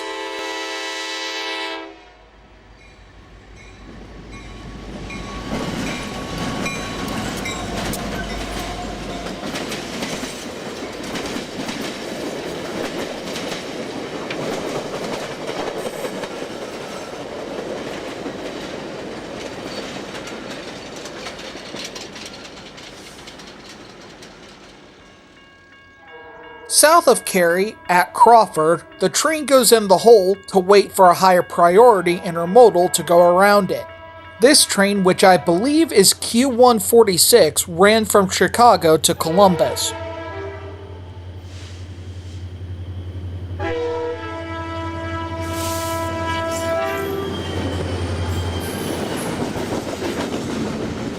At this time, the connection track to the Toledo branch at North Baltimore had not yet been built. This train would have to use the C&O between Fostoria and Marion, where it would get onto the Mount Victory subdivision over to Ridgeway, and then down the Scotts Lawn Secondary into Buckeye Yard.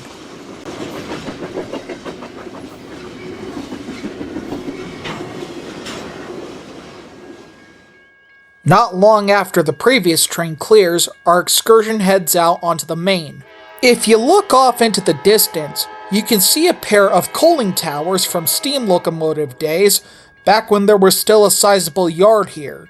The majority of the yard is gone now, and the coaling towers were demolished in 2010.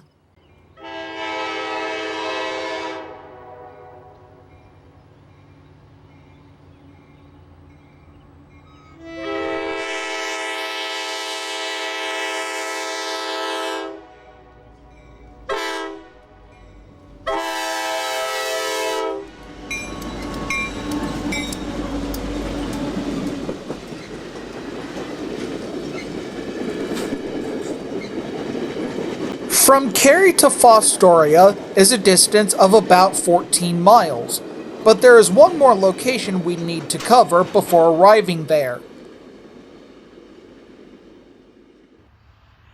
Welcome to Alvada. Well, not exactly. The actual village of Alvada is behind us, but the railroad refers to this entire area by the same name.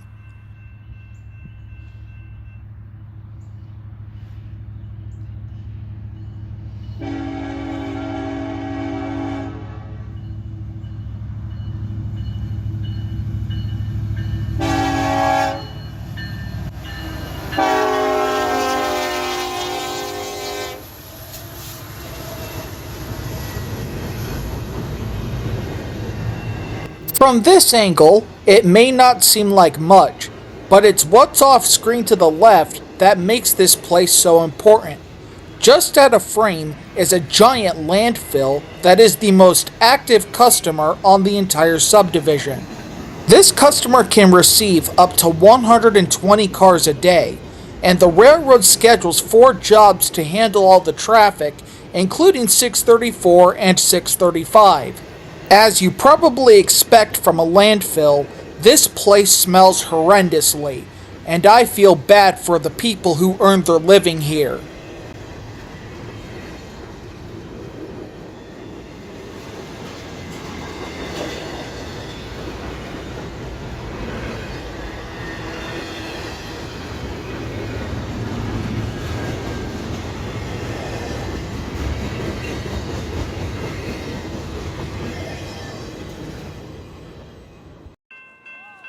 Moving on, we come to the final stop of our Odyssey, Fostoria, Ohio, or as the rail fans like to call it, the Iron Triangle.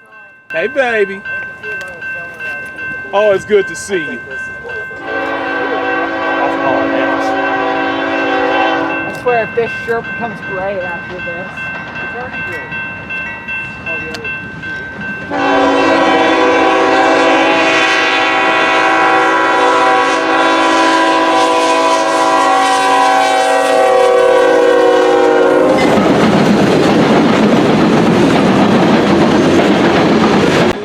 Fostoria, the Columbus Subdivision officially comes to an end at milepost CD 88. From that point on, the line becomes the Pemberville Subdivision for the rest of the way into Toledo. This coal train transitions onto the Pemberville Subdivision. The crew at the helm has probably done this hundreds of times before.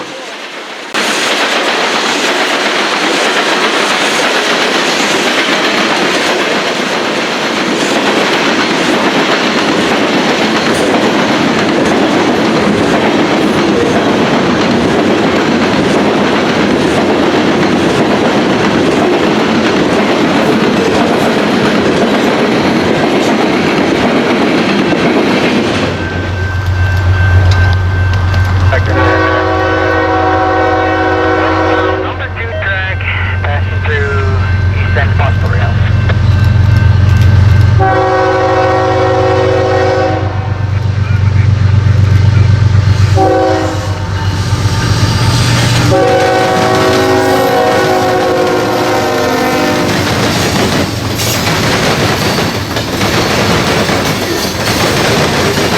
If you look at a present-day map of Fostoria, you can easily make out the main lines that belong to CSX and NS, but Fostoria once had way more trackage than it does now.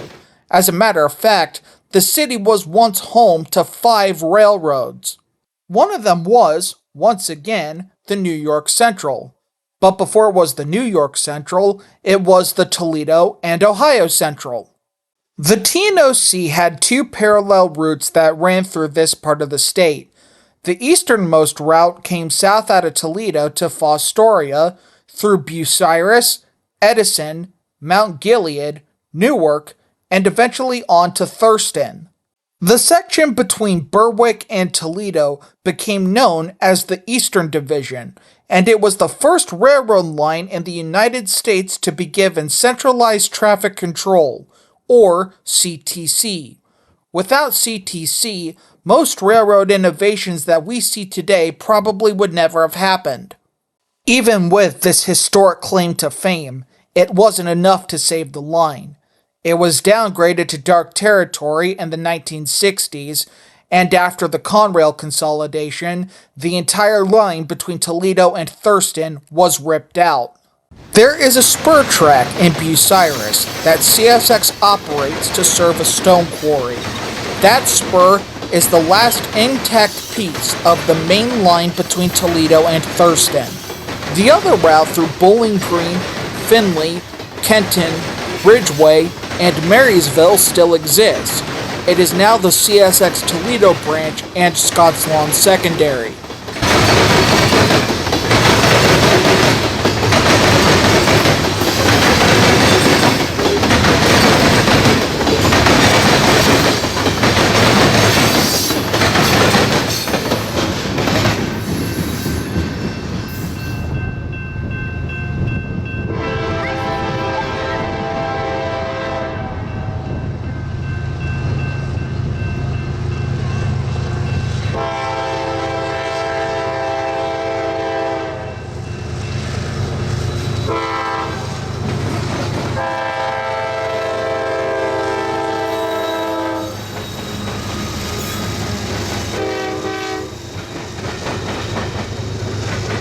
For an interlocking plant of this size and magnitude, you probably would come to expect that Fostoria had some kind of interlocking tower, just like at previous locations. Well, my dear viewer, you would be right.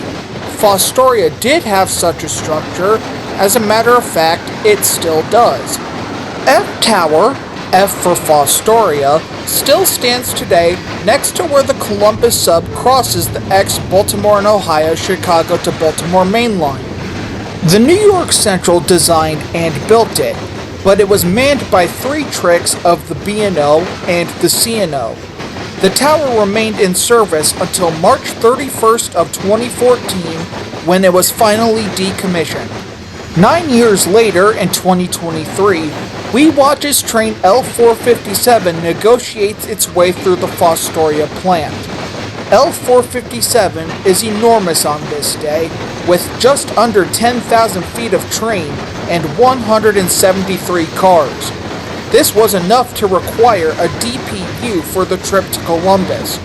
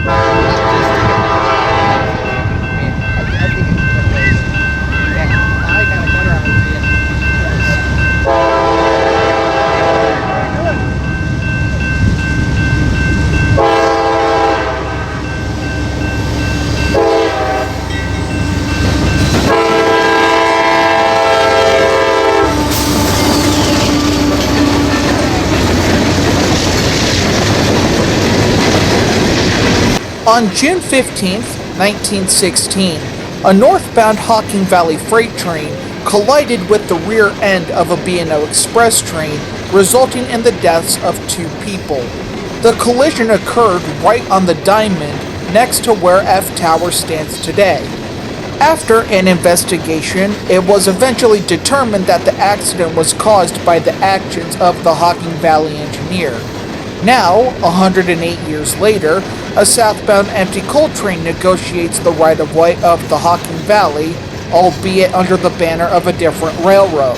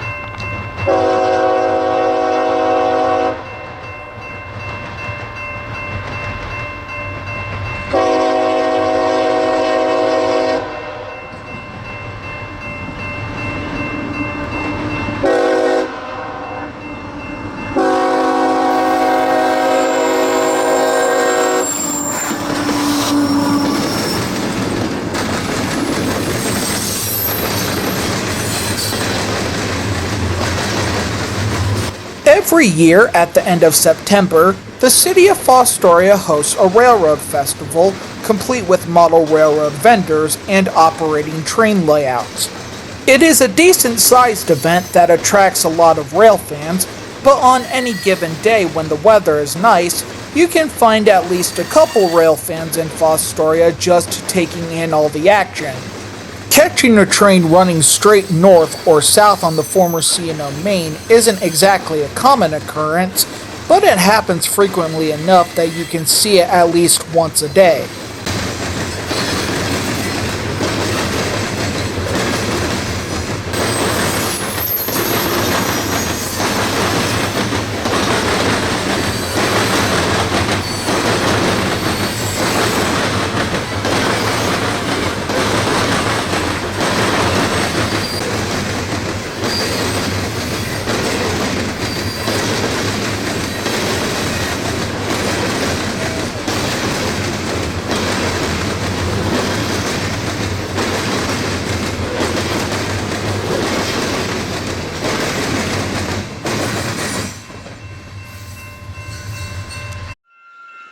Most of the time, trains going north to Walbridge come off of the various connection tracks. This happens several times a day, and here we see an example of that.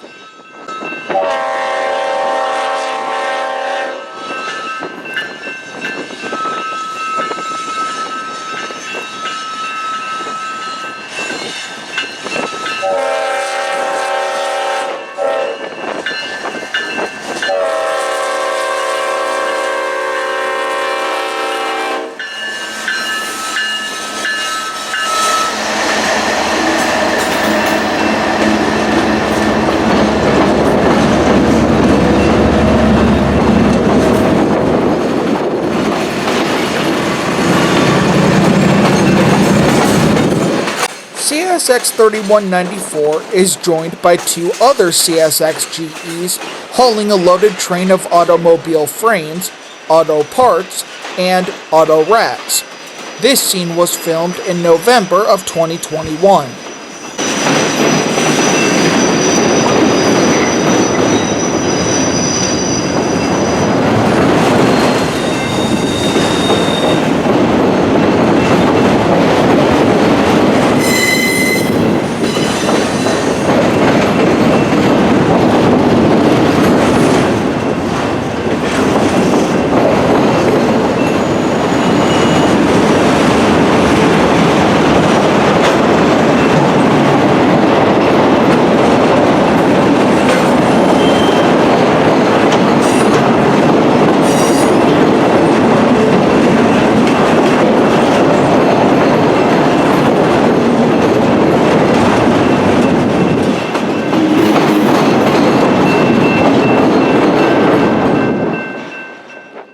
The concert is coming to an end, and the band is getting ready to perform their final acts. One more train negotiates its way off of the Columbus Sub. It is one of the wind turbine trains heading for Michigan.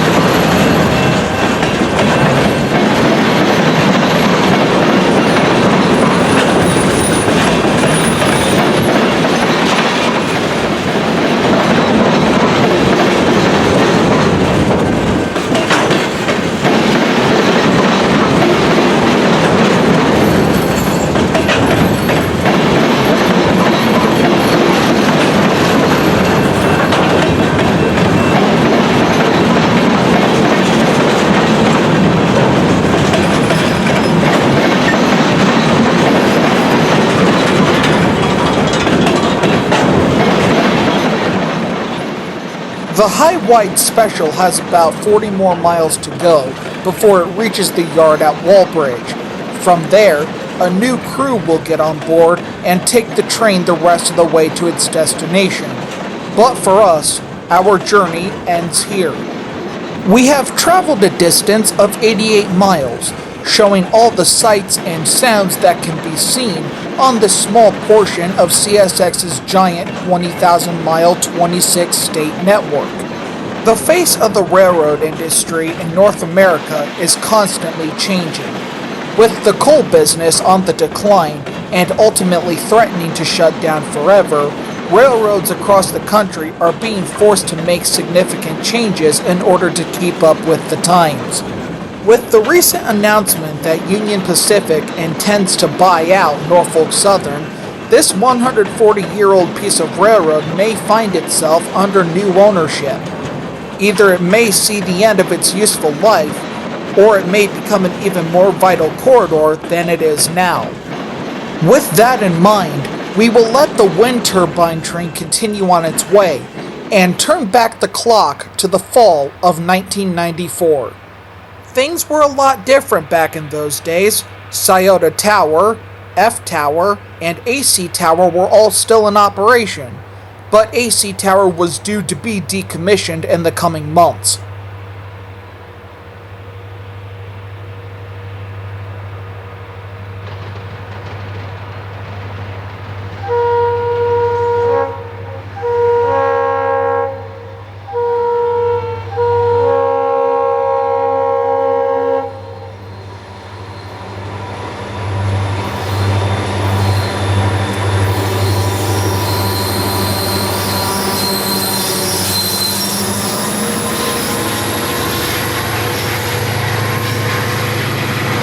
AC traction was still a relatively new concept in North American railroading back in those days, and had not yet taken over.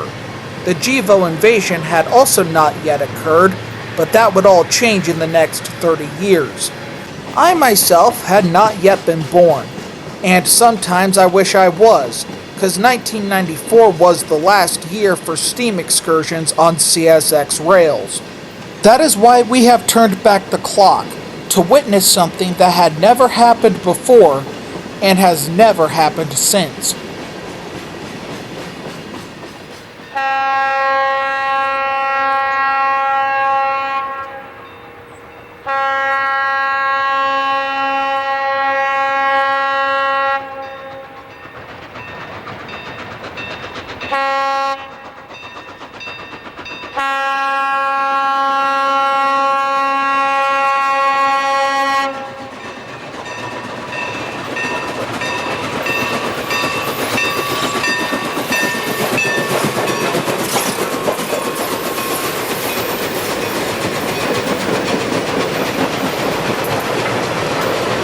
Milwaukee Road 261 is cosplaying as a Lackawanna 484. The engine had recently completed pulling trips for Steamtown out of Scranton, Pennsylvania, and is now on its way to West Virginia to pull the famous New River train excursions, which no longer run. Let's follow the engine into Columbus. Lackawanna 1661 passes by milepost 24 and across the Diamond at West End, Delaware.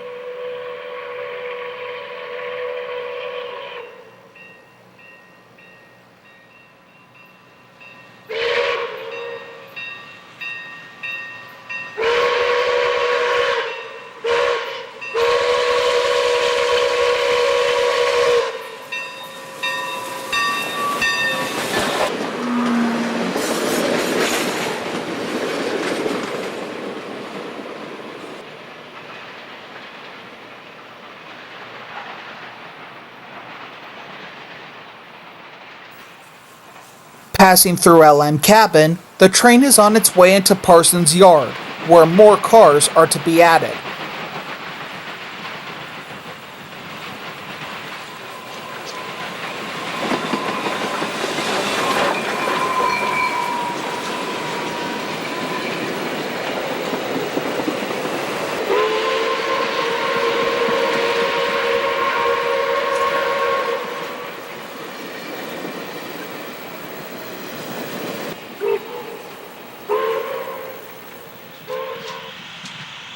The yard crew carefully handles the passenger cars that are to be added to the steam special.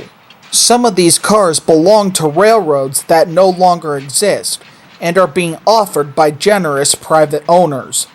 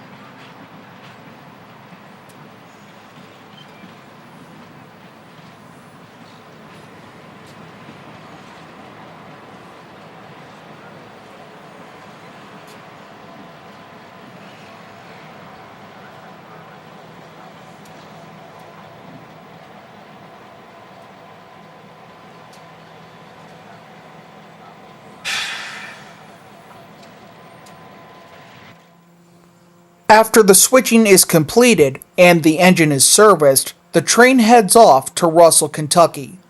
This is the south end of the yard, and the train is heading out onto the northern sub, which begins at the south end. The engine is on its way to Huntington, West Virginia, where it will get back into its Milwaukee Road form.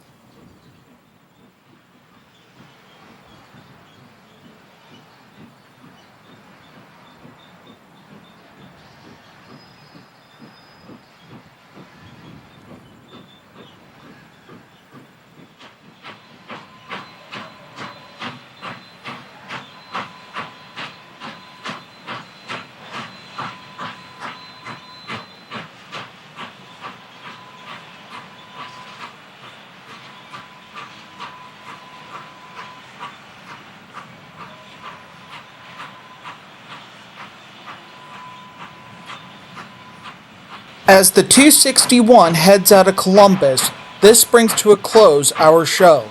I can think of no better way to conclude this tour of CSX's Columbus Subdivision, the Heart of Buckeye Nation.